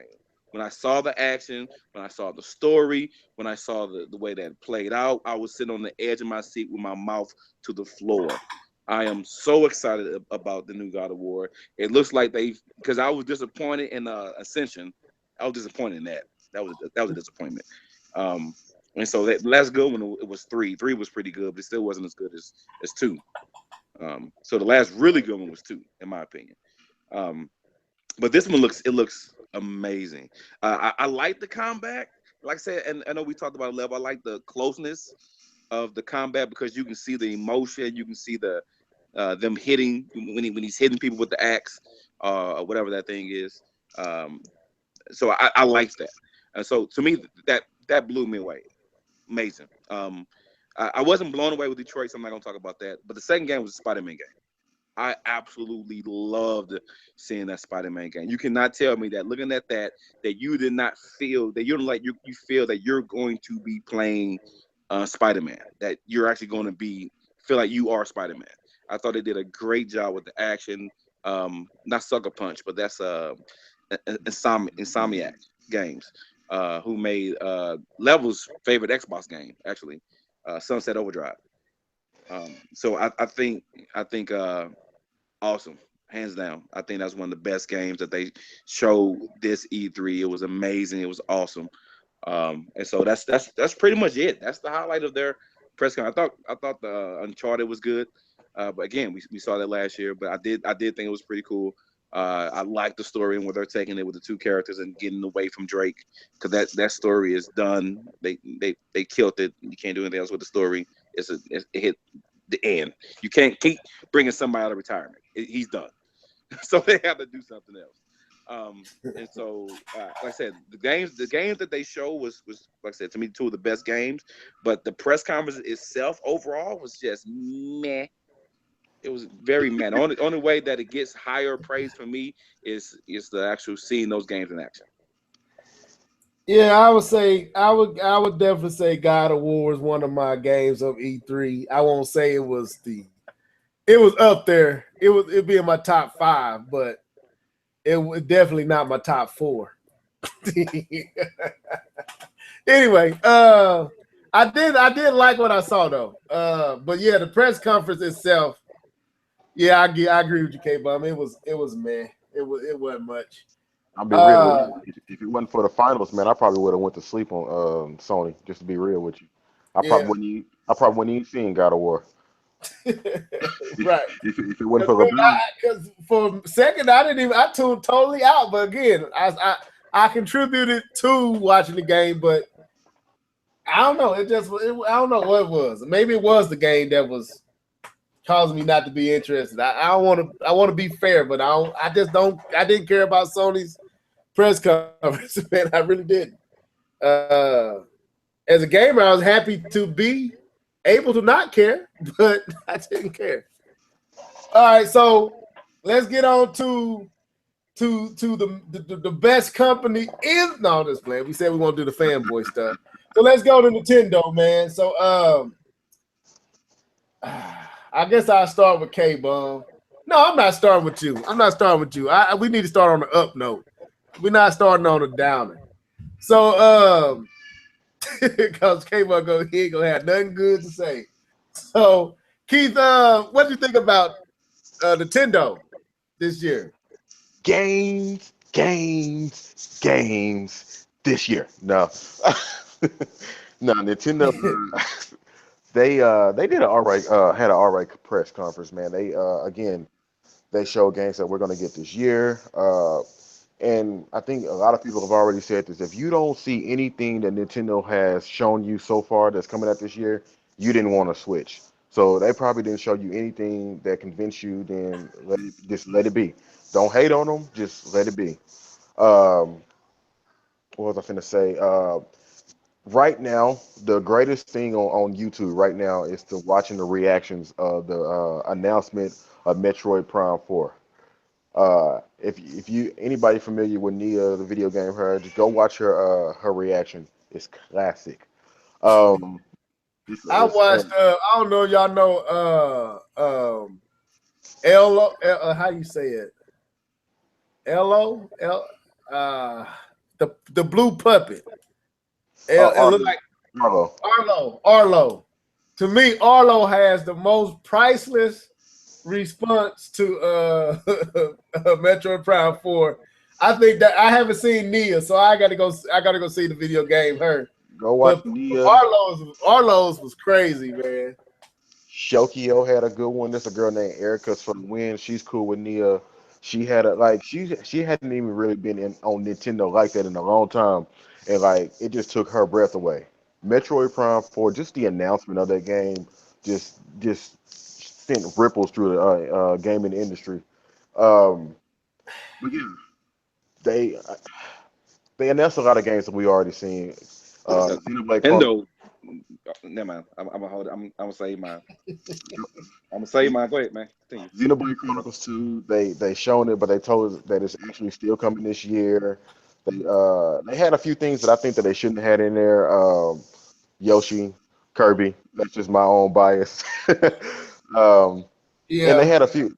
They had some other things I think they shouldn't have had in there, like the Pokken tournament, and I think they had a little Spices of Arms, and then they re-announced Mario and Rabbids. You only gave us 25 minutes. You don't have to put this back in there. We know it's coming. We saw it. But overall, I think they had a pretty good conference, and they're gonna get a lot of my money this year. So I think they had a good conference. I'll say more when everybody else says stuff. Okay, I'm gonna say this. First of all, Mario Odyssey was. This is the most beautiful thing I've ever seen in my life. That's what it was. It was amazing. But I gotta look at Nintendo's press conference two ways. and I gotta be honest. I gotta be fair. I gotta look at it from a fan of Nintendo perspective, and then I gotta look at it from how I go into E3. I don't go in as solely a fan of Nintendo. I go in as a gamer fan, and I try to step outside of my fandom. As a fan, Nintendo was rock solid. It wasn't, to me, it didn't do what Ubisoft did, in my opinion. I feel like Ubisoft really made me excited because they were excited. Nintendo was rock solid. They showed great games. Xenoblade, is that Xenoblade X Chronicle? No, Xenoblade Chronicles 2. I ain't gonna say I'm into those type of games, but it definitely looked beautiful and it looks good for those who are into that type of game. They could have left Kirby out. I would give kind of a pass for Yoshi because I did actually like what I saw. It actually, I might buy that. What else did they show? Okay, the Metroid Prime 4. Let me say this, okay? And this might be partially why I kind of was like, Nintendo. When I saw the 4, I was like, oh, what is this? You got a 4 period. Is this? Oh. So when I started seeing the space and all that, and it started to kind of form into the Samus thing, and they showed Metroid Prime 4, I lost it. And I'm like, they finna show Metroid Prime 4. They finna show me, and they didn't show me nothing. And that kind of and I'm not gonna lie, man, I kind of got upset because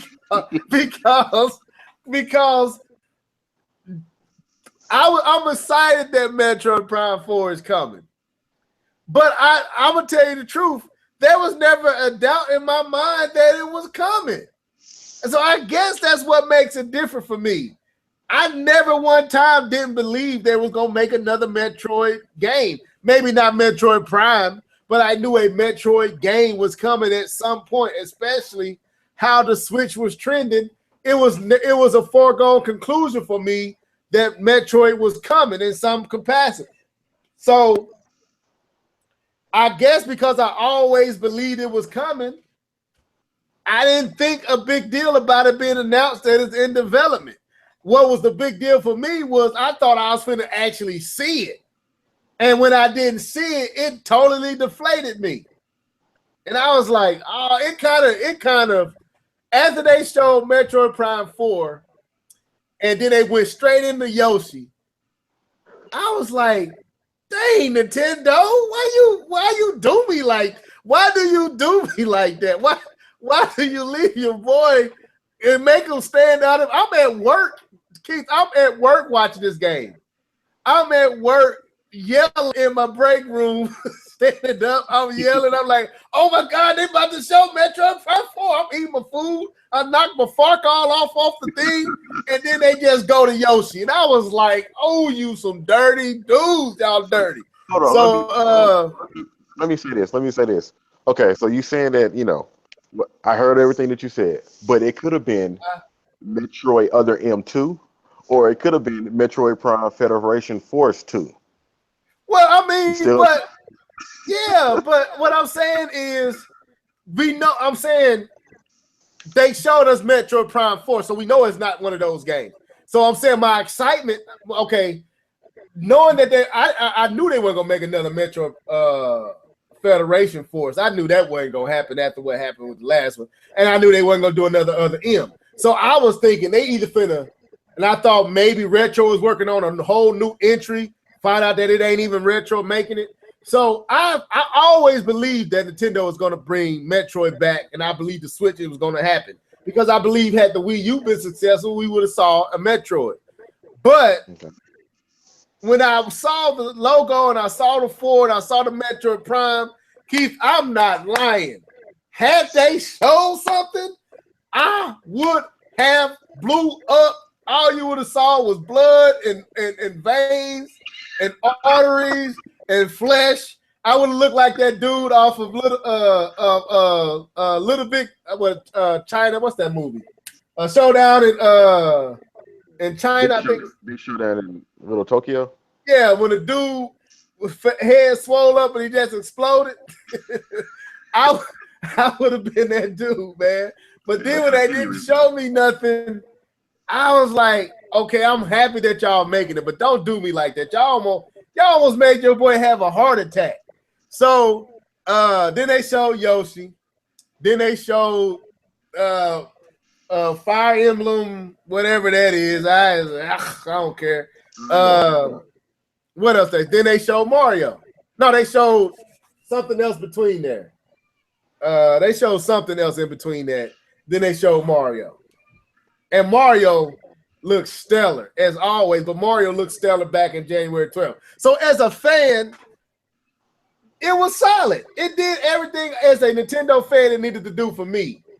But outside of me, I don't feel like this conference did enough to put the Switch in a position to appeal to people that are not like me and you, Keith, that are already Nintendo fans, already sold on the Switch, already excited. Now, some folks are starting to prove me wrong on that, so I might have to backtrack a little bit, but I'm confident in saying that this press conference didn't move the needle if January 12th didn't already budge it a little bit. That's why that's how I feel. So, as a fan, it was solid as a rock. As how I come to E3, I wish Nintendo would have took a little bit more time and done a little bit more. That's what I would say. K-Bum is you. Then we come back to Keith. Sure, I can talk. You already shut me down before I even got a chance. Well, it was It's the most beautiful thing I've ever seen in my life. It was, man. Go ahead. All right. So for I guess I'll look at this in two different parts because that's how I have to grade it. Because I grade it on just one side, it's gonna be a certain way. So I'll grade it on two different ways. So grading as if you were looking forward to the kind of the same games that you've kind of seen on the Wii U. If you were looking forward to seeing those games on the Switch, you got exactly what you wanted. You got your Xenoblade 2, you got your Splatoon, which we knew were coming out. You got your Yoshi, you got your Kirby's, you got your Mario, you got a mainline Pokemon, and you got an announcement. If you were a fan of Metro, you got an announcement about a Metro Prime game. So if you were a fan and you were looking for these games, and you were hoping that these games came out for the Switch, and you were hoping to play games this year, you got exactly what you wanted. And kudos to you, clap your hands. So if I look at it from that point of view, It's the most beautiful thing I've ever seen in my life. they did a great job. But if you were on the fence, if you were, you're not a fan of just the Nintendo IPs and you wanted to see more from Nintendo, you didn't get that at all. I'm sorry. I've kind of said it before. I'm one of those people that's on the fence. I've actually contemplated and wanted to buy a Switch, and I've actually said that I'm actually disappointed at Nintendo for not making me want a Switch by continue to cater to their internal audience, through the Nintendo fan audience. My thing is, where was not even just a third party support? Where was the indie games? Where were any of those games? Where were any of those games that is not a Nintendo game shown there? And I know the other guys do a pretty good job of trying to show more than just their internal line of games. And one thing I give Microsoft credit, they showed you there was a lot of different types of games. There was a lot of different types of games. People were talking about it was just first-person shooters. It wasn't. There was a lot of different type of games that Microsoft showed. And they showed you a wide range of them. So if you wasn't a fan of this kind of game, maybe you've been a fan of this type of game. If you're not a fan of this type of game, well, maybe you're a fan of this, of like the Lucky game. Maybe you're a fan of platformers. Or maybe you're a fan of 2D side scroller. They show you a side scroller game. They show you a shooter game. They show you a third party game. They show you a third person shooter. They show you a first party shooter. They show you a racing game. You know, they showed you so many different games, so that if you wasn't a fan of one, maybe you saw one that interests you, and that's what you said, Keith, when you saw the Lucky game, and Level when you saw a couple of games. That's what you said. But when you look at Nintendo, if you're not a mainline Nintendo fan that enjoys those IPs, where was that? Where was that shown? And my thing is, it is the company's duty to, if you're not going to make it, to find games that appeal to a wide audience of people.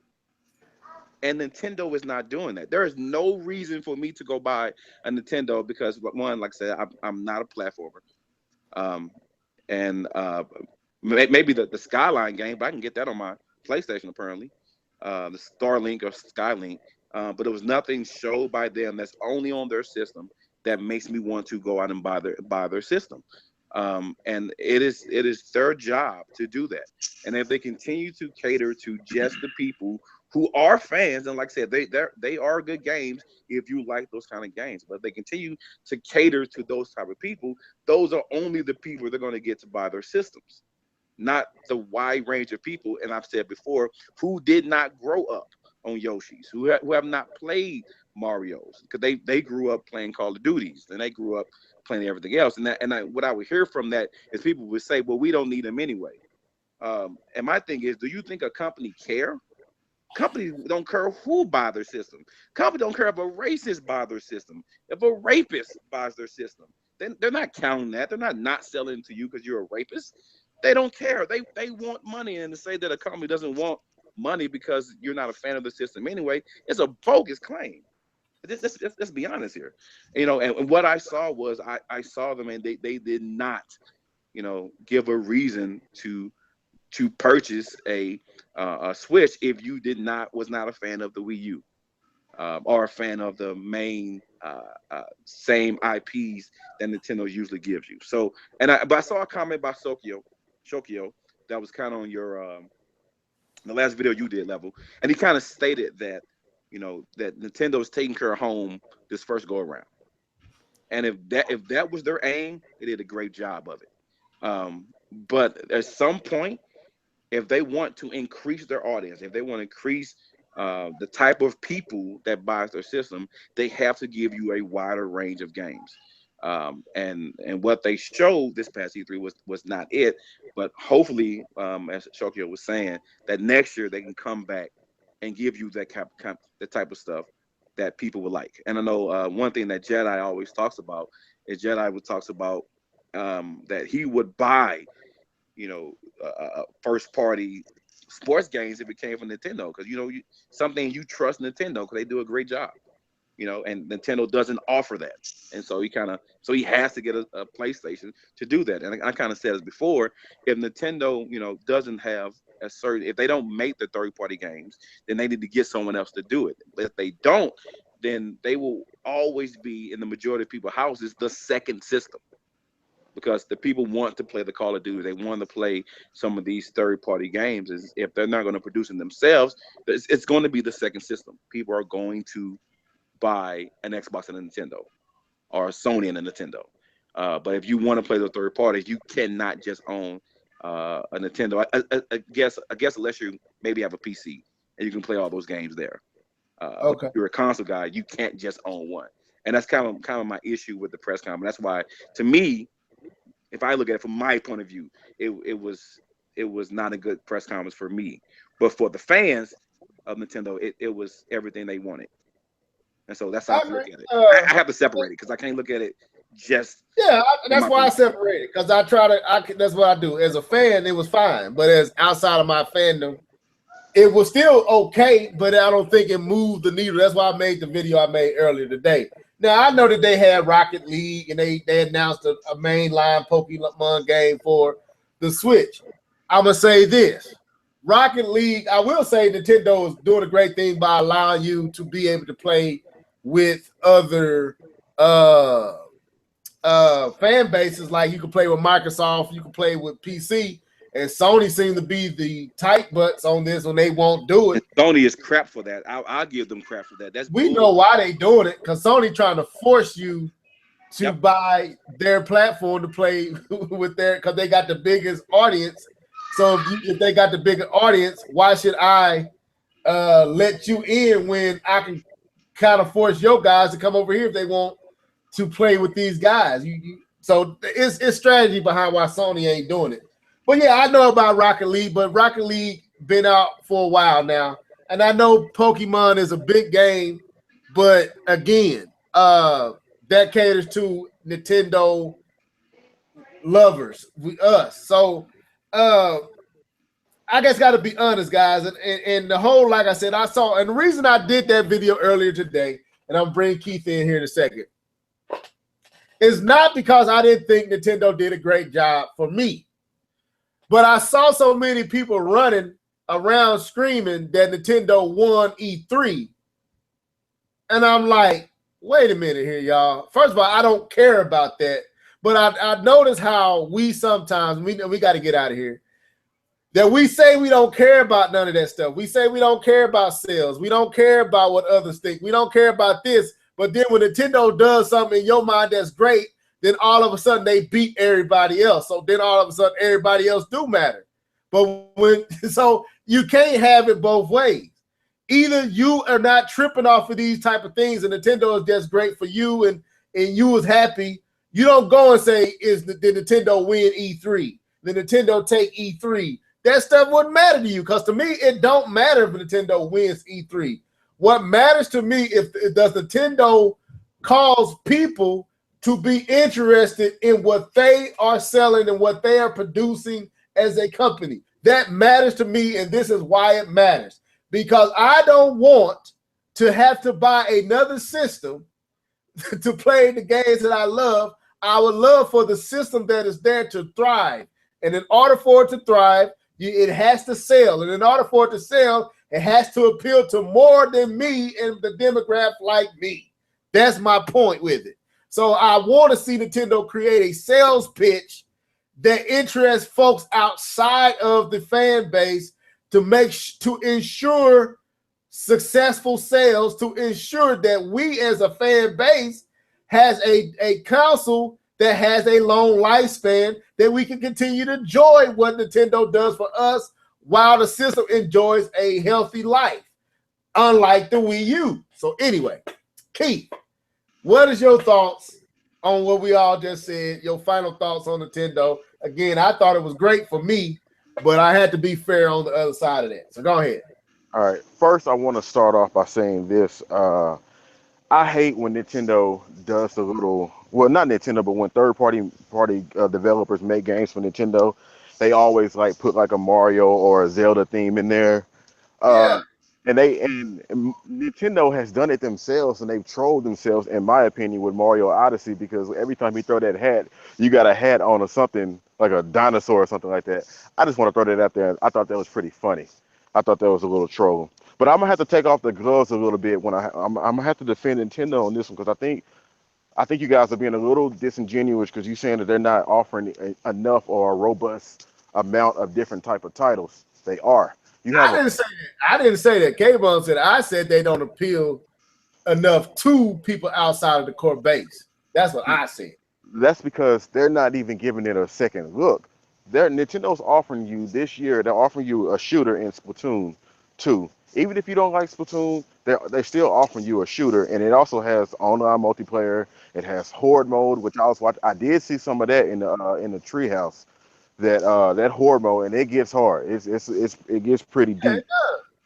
They're offering you several fighters this year in Street Fighter, which I personally wouldn't buy. But they got Street Fighter, they got the Pokken tournament, and then they got ARMS coming out tomorrow. So they got several different fighters. They had an open world, one of the greatest open world games of all time that came out earlier this year on March 3rd. They have let me catch you there. Let me catch you there. Now, what I said was, if you didn't like what was on the Wii U, a lot of those games that you are naming were all on the Wii U. Splatoon, Xenoblade, a lot of those other games were all on the Wii U. That's why I preferenced that. I didn't preference just not a wider range of games. If you were not interested in these games on the Wii U, it's not making you interested in the Switch, because these are if not the same titles with probably updated and better features. But it is the same game. It's a newer version of that game. That's what I said. So I'll make sure I say that. They were getting that through. You did say on the Wii U, but you also said a wide range of games. You did say that too. And I believe Nintendo's offering you a wide range of games. And I have to go outside of the press conference. That's the only. If you're dealing with the press conference, it didn't tell you. I agree with you guys 100%. They didn't. That's what that's what you notice. I said I'm not talking about the treehouse, not talking about all the invitationals. All I'm talking about, if all you saw was the spotlight presentation, that spotlight presentation didn't do anything for you if you were not already interested in the Switch or already a fan of Nintendo and already got the Switch. That's what I meant. With that, I cannot disagree because they didn't show you anything beyond what you already knew. But I just want to just throw this out here for those people who may be on the fence of buying a Switch. But you do have your NBA 2K18 that's coming out this year. You have a version of FIFA 18 coming out this year. You do have several indie games that are coming out this year. Don't know what they are. You probably have to look them up. They probably got like an indie spotlight or something. But they should have showed. That's why I'm talking about the spotlight. That's why I said they should have showed those indie games. I 100% agree. Okay, that's why I'm saying, yeah, okay, cool. We're on the same page with that. Cool. I agree. I mean, like, I'm not, just completely disagreeing, but I just want to put that out there for the people that may be on the fence, that there is a robust amount of games that's coming out to the Switch that may pique your interest, Yeah. But I like I said, again, I have the preference because I ran into this problem, and you caught it too. You caught it, Keith, and you said, and I was glad you said what you said. People was going to go every time people made a comment, they did not stay within the confines of what my video was talking about. My video was only talking about the spotlight. All I'm talking about right now is the spotlight. I'm not talking about what they showed through the treehouse, all the announcements made at the treehouse. I'm not talking about the invitationals of Orms and Pokken tournament and Splatoon 2. I'm not talking about that. They didn't show you Splatoon 2 in the spotlight. So if you didn't know about Splatoon 2 and the Horde mode, you didn't get that in the spotlight. This is what you got in the spotlight. You got Kirby, you got Yoshi, you got we're making a Pokemon game, you got Metroid Prime 4 is in development. You got Rocket League is now on the Switch. You got more Mario Odyssey, which Mario Odyssey is game of E3. I don't care what nobody says. But I take Mario Odyssey out of the equation because Mario Odyssey already, and we got Xenoblade Chronicles 2. So I take that out.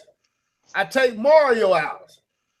And I leave everything else that was there. None of that outside of knowing that Metroid Prime 4 is being made did anything for you that you didn't already. How many Kirby games can they make? Let's be real.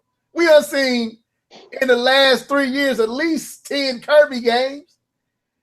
Yoshi, we just got Yoshi released on the 3DS from the Yoshi Woolly World from the Wii U. And here we are with another Yoshi. So my point is, as a Nintendo fan, yes, that Yoshi game appealed to me. And I'm pretty sure as Nintendo fans, that Kirby game appealed to you. But outside of that, and knowing that they're going to make a Pokemon game, they're going to make a Metroid Prime game, you don't know when them games going to come. And I point to Zelda Breath of the Wild because we thought that game was coming to the Wii U. But lo and behold, it took the whole life of the Wii U to get to that game.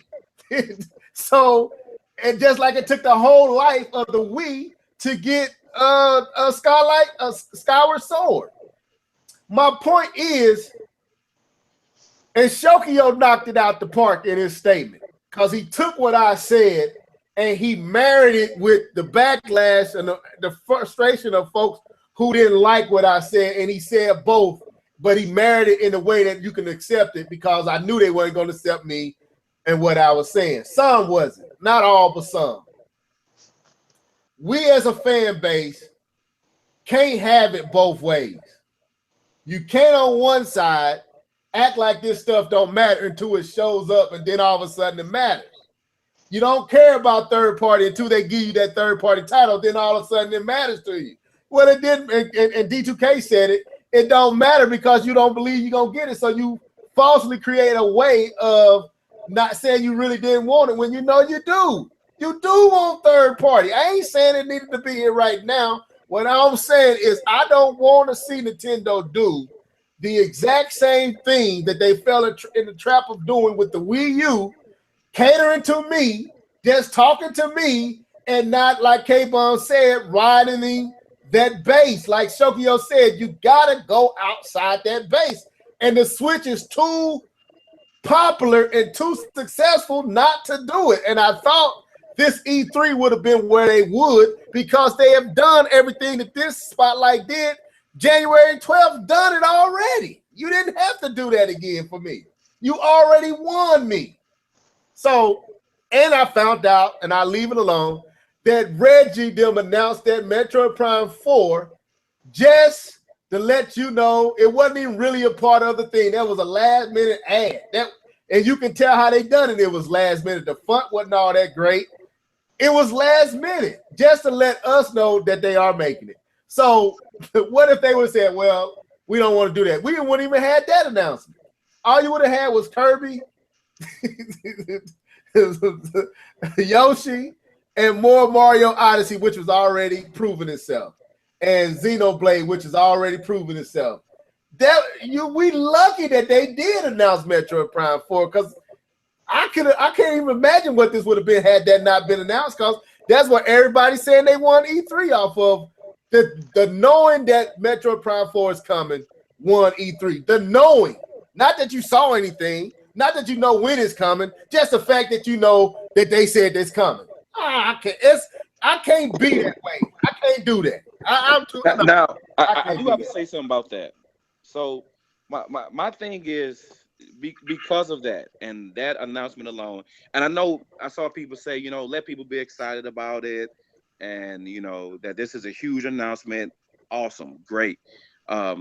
You should be excited. If you're a fan of this game, you should be excited. But for those people who were excited, who uses that same mouth to bash other people when they get a CGI trailer or they get something about a game coming in the future, that they usually try to say, well, you're not gonna get that game until 2018 or 2019. Well, it's the same thing for the Metroid, but how can you be allowed to be excited about a game where you want to shun someone else's excitement about a game that may not be coming until 2019? What I'm saying is that's not cool. We both should be excited for a game that we should want to play. And my excitement shouldn't trump yours, and yours shouldn't trump mine. So if I'm gonna get excited about a game, a God of War, and I didn't see any gameplay, because a lot of people say if you didn't see any gameplay, you didn't see anything. Well, we didn't even see a CGI trailer. We just saw words, and people lost their mind. At least in some places you get a trailer, like Beyond Good and Evil. They gave you something, rather than just say it's coming, because that's been coming for a long time. And so my thing is, let people be excited. If I want to be excited for a CGI trailer for a game that may not look like what's going to be, well, then let me be excited. Just like you want to be excited off of fonts on a screen that says a game is in development. That's as far as you got. So be excited about it. If you like Metroid, be excited, but don't try to use the same breath to lessen someone else's excitement because it's not your game of choice, your system of choice. That's all I gotta say about that. Well, okay, I get the floor again. All right, so let's go back in history just for a second. I know we got to get out of here. I commented on Shokio's comment. Y'all can go read it if you want to, because he did leave a great comment. We got to go back to the history of the Wii U. The Wii U, Nintendo was missing. Where was the Nintendo games? now Nintendo knew that that was part of the problem because we had a lot of third-party games when the Wii U was released. Let's not forget they may have been old games, but they were third-party games. And there was no Nintendo games, so Nintendo was making sure that they show up at the early part of the Switch's life cycle. And the third party, if they were there, it would look different. And the same thing goes with like we got to bash Microsoft all the time, saying, well, even though you showed all these third party games, I can play them on my PlayStation or my PC. Imagine if Nintendo had showed off those same third party games in their spotlight, and people would have said, well, it doesn't matter, I still can play that game on my PlayStation 4, and we bash Microsoft for that. But we want to praise Nintendo for showing those games. But I have a question for you guys, and it's just for the audience and for everybody out there. What do they need to show? Well, I'm gonna answer that because first, I didn't say that they need to show third-party titles. No, I'm just saying that, I'm not wasn't pointing fingers at you guys. I can answer that. No. I'm just answering. I ain't saying you point at me, but I got that from other folks in my last video. I never brought up third-party titles. What I'm saying is, and I put it like this, and I asked this to Nia. And like I said, if you haven't seen the video, go back. The comment section was lit. It wasn't a bad space. All the conversations were good and healthy. So go back and read it. You ain't gonna run into nothing that's bad.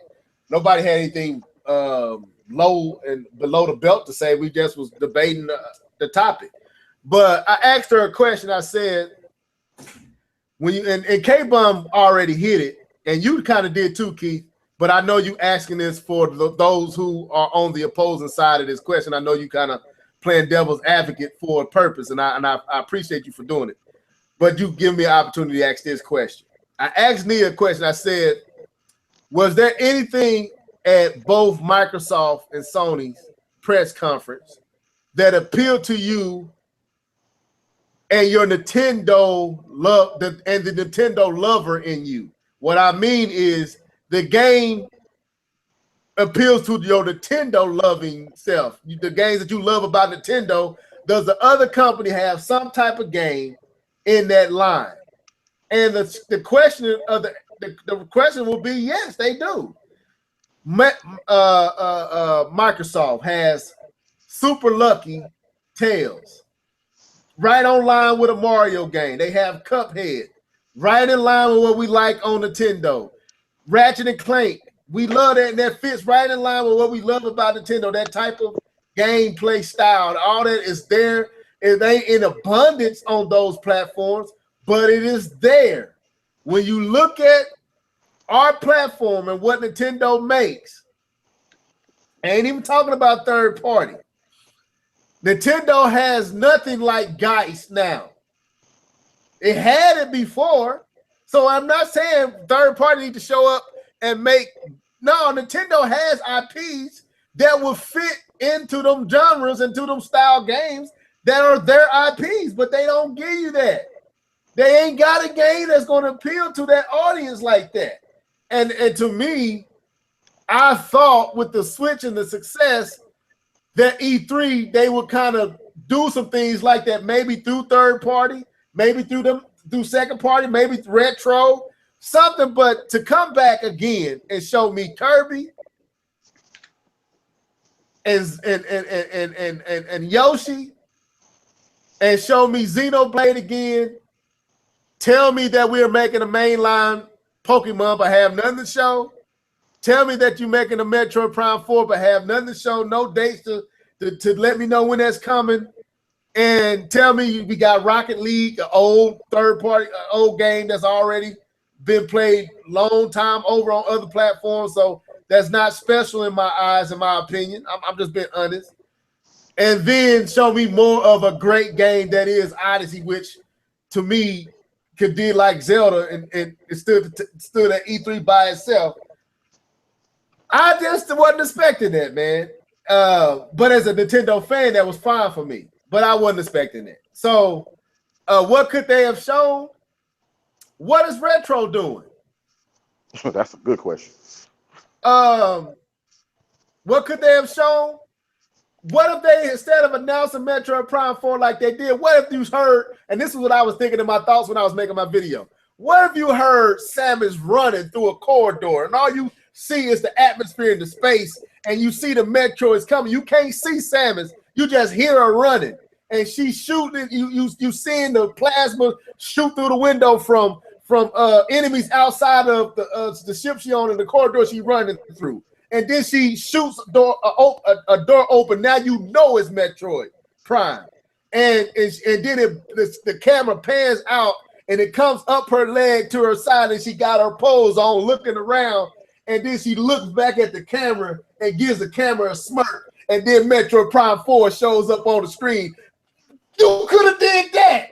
You know what I'm saying? You could have did anything beyond and more, have way more presence and way more attitude and way more cockiness and confidence than what you had. Because the Switch is killing right now. Nintendo is killing right now. Let it be known that you're killing right now. Show that. I just felt like that you chose to do 25 minutes when you could have done. You had so much you could have shown because you showing it in the treehouse. You could have shown Metroid Prime Samus Returns in the spotlight.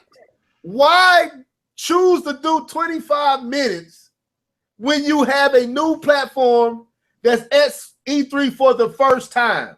That makes no sense to me.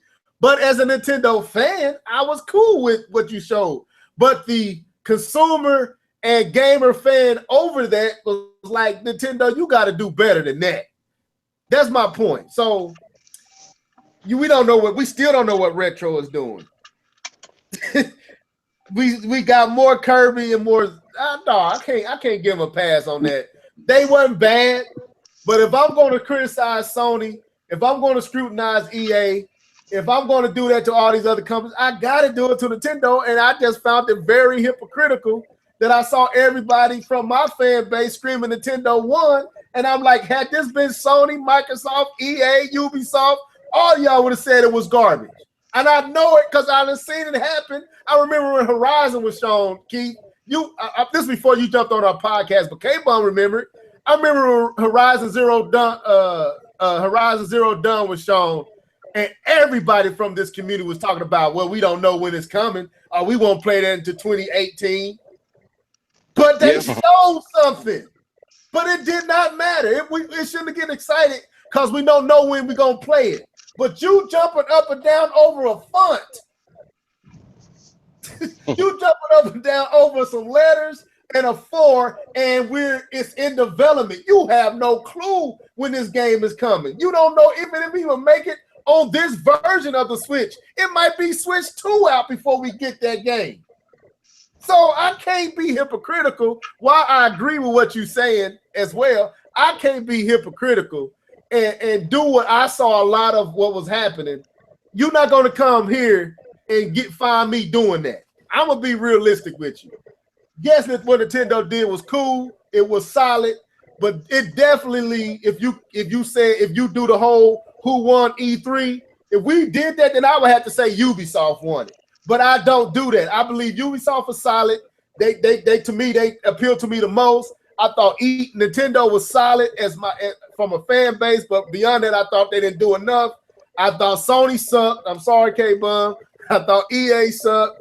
I thought Microsoft was cool. But winning E3 off of that showcase? No. Oh, that spotlight?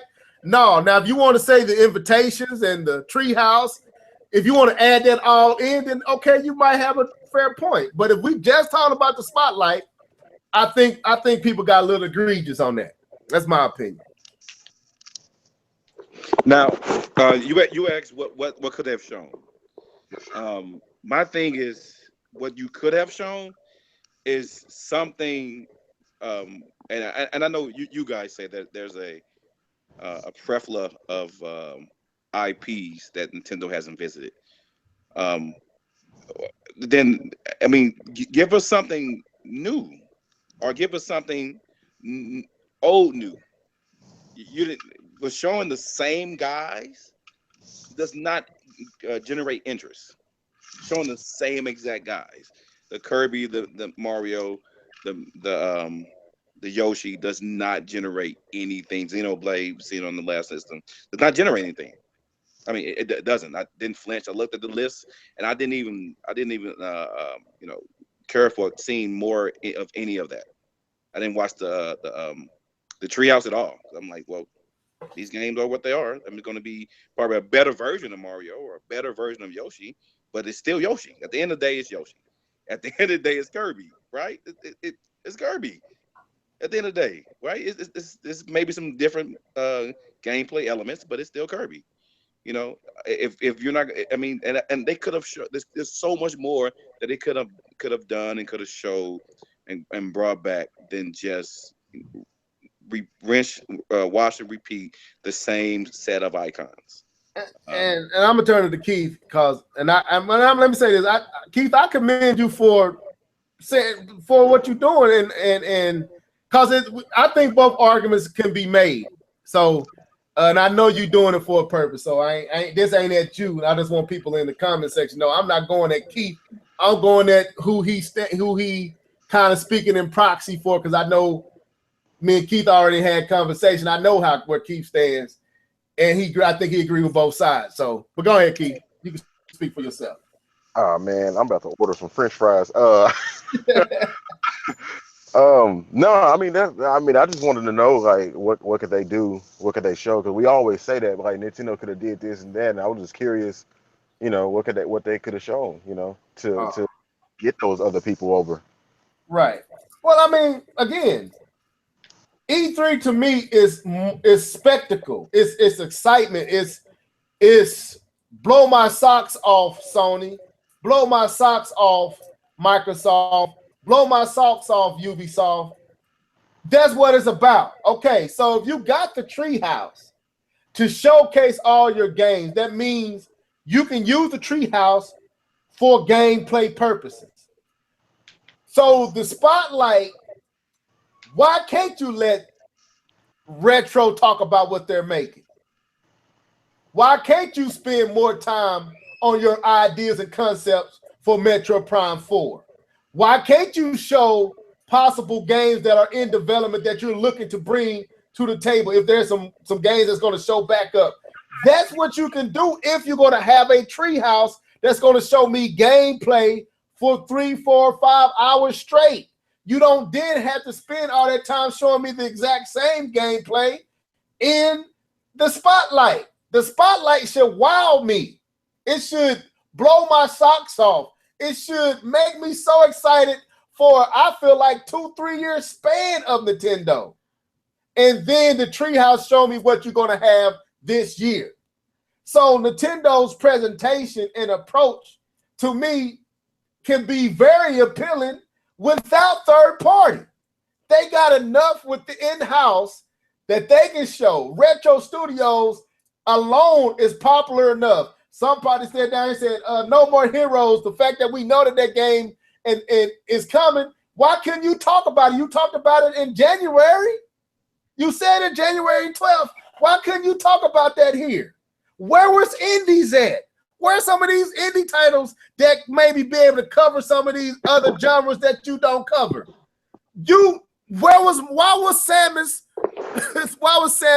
Samus Return not in your spotlight? What if that's all I saw was the spotlight? I didn't stick around to watch the Treehouse. Then I wouldn't have found out about that game until later when I happened to be on YouTube and see that, when this game came, they showed that in the Treehouse. So you mean you made a 25-minute spotlight and chose to keep all these huge announcements and nuggets out of that when that's what most folks is watching, and you put it in the Treehouse? That don't make sense. But as a Nintendo fan, I was fine with what they showed in the spotlight. But as a fan of gaming, Nintendo got to do better than that if they really want the Switch to really appeal beyond us. And I cannot not say that. I got to say it. And I know that ain't going to win no fans. That ain't going to draw people to my magnetic pool. I just got to be real, man. I heard folks say that this was the best Nintendo E3 of all time. I'm like, when, where, and how? Stop it. Stop with this. it's this is what it proves to me, and I said it to Shokio. It proves how starved we are as a fan base. When something so minuscule and small gets this much praise, it just shows that you've been starving. Shoot, dog food might taste good if you ain't eaten 20 in 2 years. You might be happy for some dog food. That don't mean it's good. It's you just starving. And that's what we've been doing as a fan base. We have been starving. So a fun of Metroid Prime 4 blows our socks off. That should prove how starved we are. And I know that ain't gonna win no kudos and no thumbs up, but I don't really care. I'm here to tell you the truth. You can go to them other channels and get all the fluff and make you feel good stuff and the powder my nose and all that stuff. Right here on the Live and Level Gamers podcast, we're gonna be real. That's how I feel about it. Hey, one of them dudes down there saying you preaching, bro. I ain't even looking. I ain't even into. I don't be trying to make enemies. I really don't. And Keith know I don't, and you know I don't, K-Bum. I don't try to make enemies. But certain things I'm moved away from that I can see through now. And I ain't caught up in all that no more. I'm excited for what Nintendo is doing as a Switch owner and a Nintendo fan. I am really excited. I'm glad that I know that Metroid Prime is coming, even though I believed there was a game like that was coming. I'm glad that I'm gonna be able to play Mario Odyssey in October. I'm glad that I'll be able to buy Arms tomorrow. I'm glad that I'll be able to buy Splatoon 2 in July. I'm glad that we got a plethora of games to be played all throughout this year. Games that we already played on the Wii U and some new stuff. I'm glad. I'm fine with it. But we got to stop acting like this stuff is so magnificent. Outside of Mario and Zelda and maybe Splatoon 2 and that Xeno, yeah, them some good games. But this spotlight, if you going so ham on the fact that you know a Pokemon game is coming to the Switch, if you was going so ham because you know Metroid Prime 4 is in development, that means you just been starved as a gamer. I got my prize, guys. Man, y'all right about that Yoshi and Kirby. Now I know there's people that like these games, and you have all the right in the world to like these games. But man, we just had Yoshi Woolly World on the Wii U, and then it was re-released again on the 3DS. Like, we didn't really need to see Yoshi. And I know I don't really play the game, so I'm not the one to really comment on them. But the gameplay to me kind of looks similar. Like, it's the same game. Kirby, never really was a fan of Kirby as well, but I don't know. I know people are excited because they say it's a mainline Kirby game that's back on consoles. Hey, be excited. But for me, we've already seen Kirby, and I don't think Kirby moves that needle like it should, or like you. And then just to add fuel to this fire that you over here flaming on. When it, like, in 2010, was it 2000? No, I'm sorry. Yeah, it was 2010 or 2011. One of the two, where Nintendo fans were going crazy over Skyrim versus Skyward Sword, and they were hating on Skyrim. Now Skyrim is on your console, and now they're excited, and they're excited to see Link costumes and stuff like that in Skyrim. Look, Skyrim was like $4 or something like that on Steam. I didn't want it then. I don't want it now. I don't care that it's coming to the Switch. I really don't. But I'm finna eat my fries. And you're right. And I'm gonna leave it alone. I'm gonna leave this alone in here. I know that Nintendo is trying to get. I keep hearing this, and I'm not saying it's not true. But what I'm saying is, I feel like January the 12th got Nintendo's fan base back. I believe that's already been accomplished. I don't believe anything that happened here added to that. It just reassured it. Because only thing Megaton, outside of knowing that there's a Metroid Prime 4 coming, is Odyssey and Xenoblade, which both of those games we saw back in January 12th. So we saw those games at the top of the year. That's why the Switch is selling like crazy, because we know we got a Mario true Mario 3D game coming at the end of this year, and we knew we was gonna finally get that Zelda game, and we saw Orange and we saw Splatoon was coming. All this was solidified before this E3. So what did they do in this E3 that's winning their fan base back that January 12th did not already do? What? The sales of the Switch prove you can't find one nowhere that the fan base is back. So you didn't have to. I don't get. I'm trying to understand.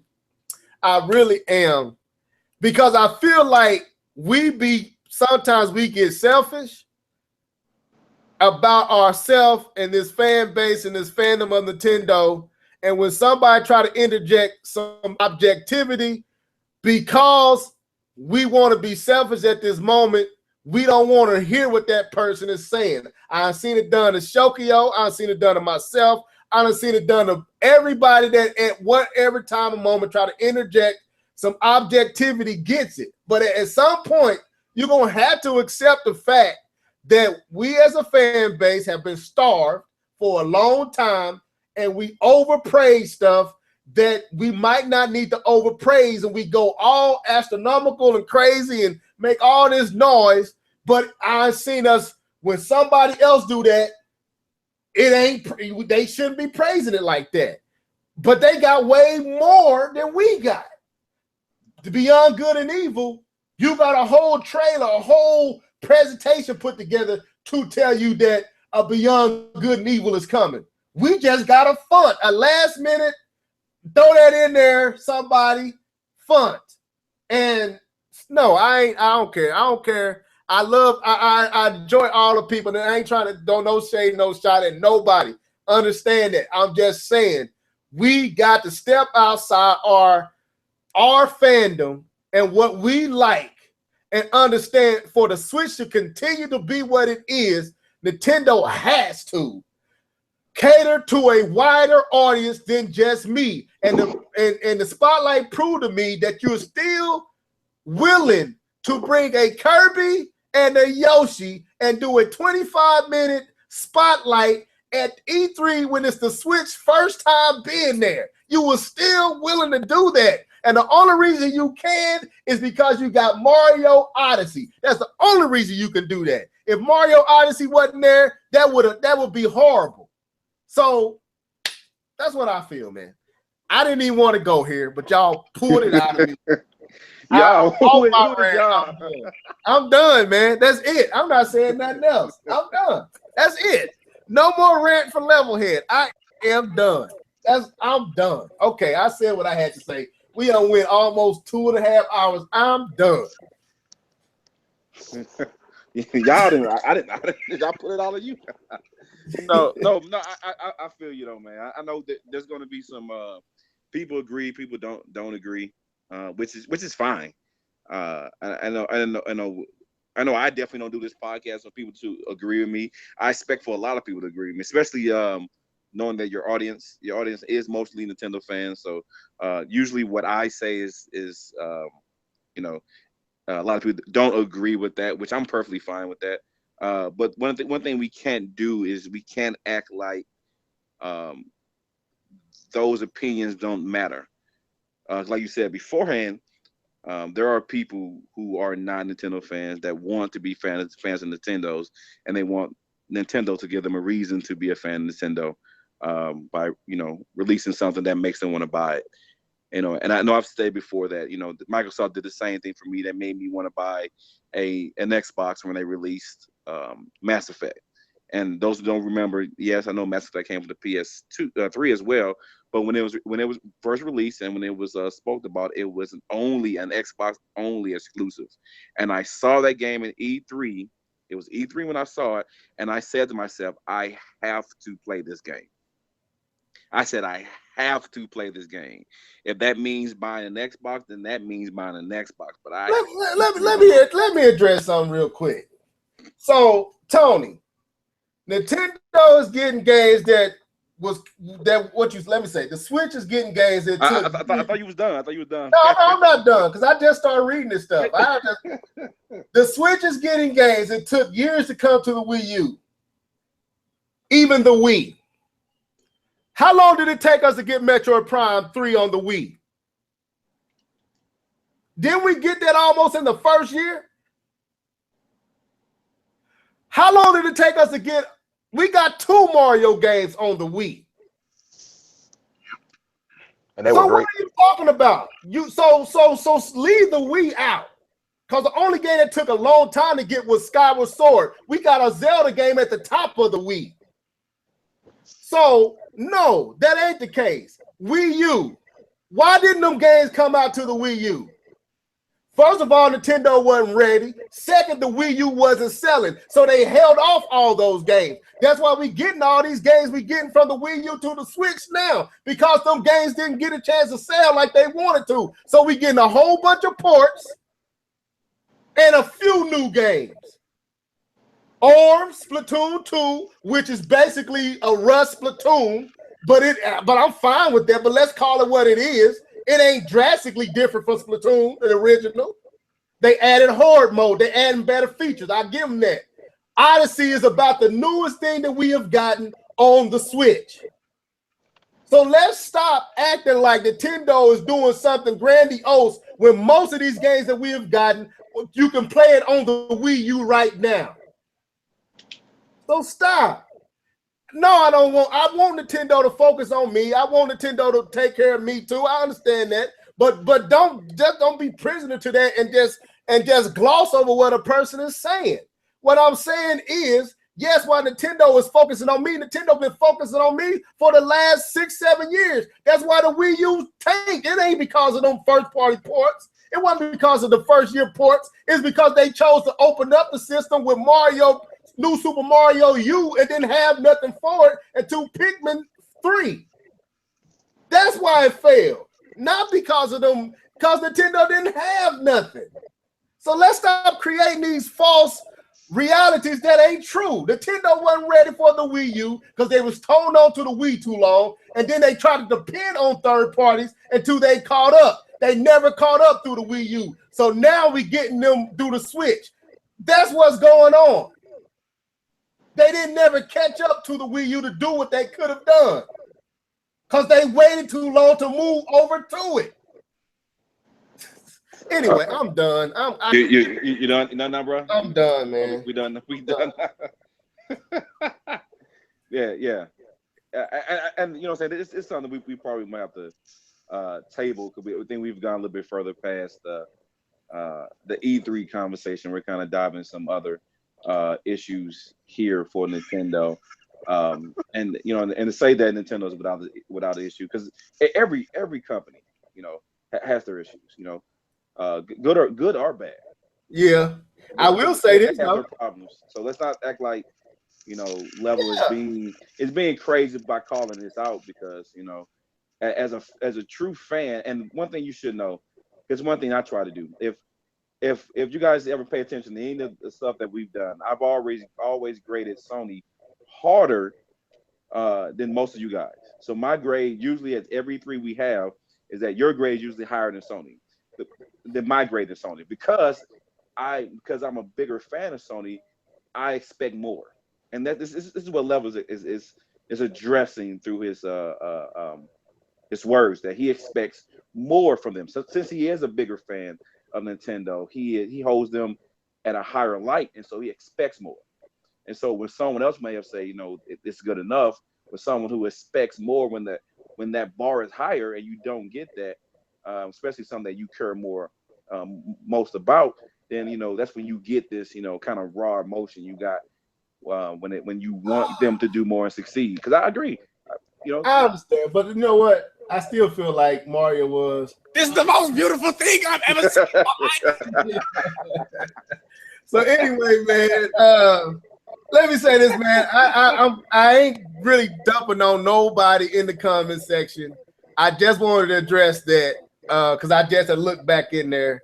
I understand everybody's position and point, and you have the right to feel that way. I'm just saying, just because you feel a certain way, don't write off what I'm and people like what I'm saying is right. That's all I'm saying. Consider it.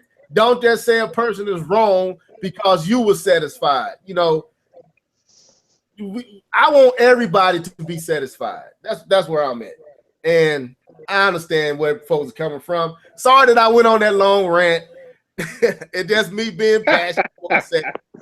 I ain't lost no. I ain't tripping out over here. I just had to go there. You ain't selling your Switch. You ain't selling your. Yeah, I ain't. No, my Switch is solidified, baby. This bucket. I'm enjoying it, but I just want to see Nintendo do more than what they've been doing for the last decade, and it's time to do it. Just like the online, but we won't go there. Anyway. So let's go ahead and sign out, man. We gave these boys these ladies and gentlemen some entertainment tonight. So K-Bub, go on to sign out, man. So this is your boy K-Bomb 20. I guess I know maybe we can call Keith the level head person on this podcast because I know we both had our rants today.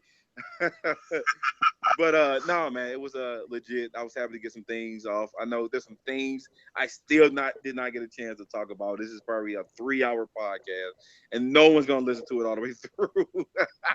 Nah. But it's been fun, man. I enjoyed chopping up with you guys, man, as always. All right, Keith. Yeah, it's your boy K-Bomb. No, I'm just playing. It's your boy. I like that. I feel you. No, it's your boy Keith, man. It was a good podcast. I missed the first 40, 50 minutes of it. Nah, about 30 because we didn't start. Yeah, you didn't miss much. I'm gonna go back and listen to it. Level preached to us tonight. We needed that. And we forgot to mention Fire Emblem Warriors. I just want to throw that out there. That's coming too. Yeah.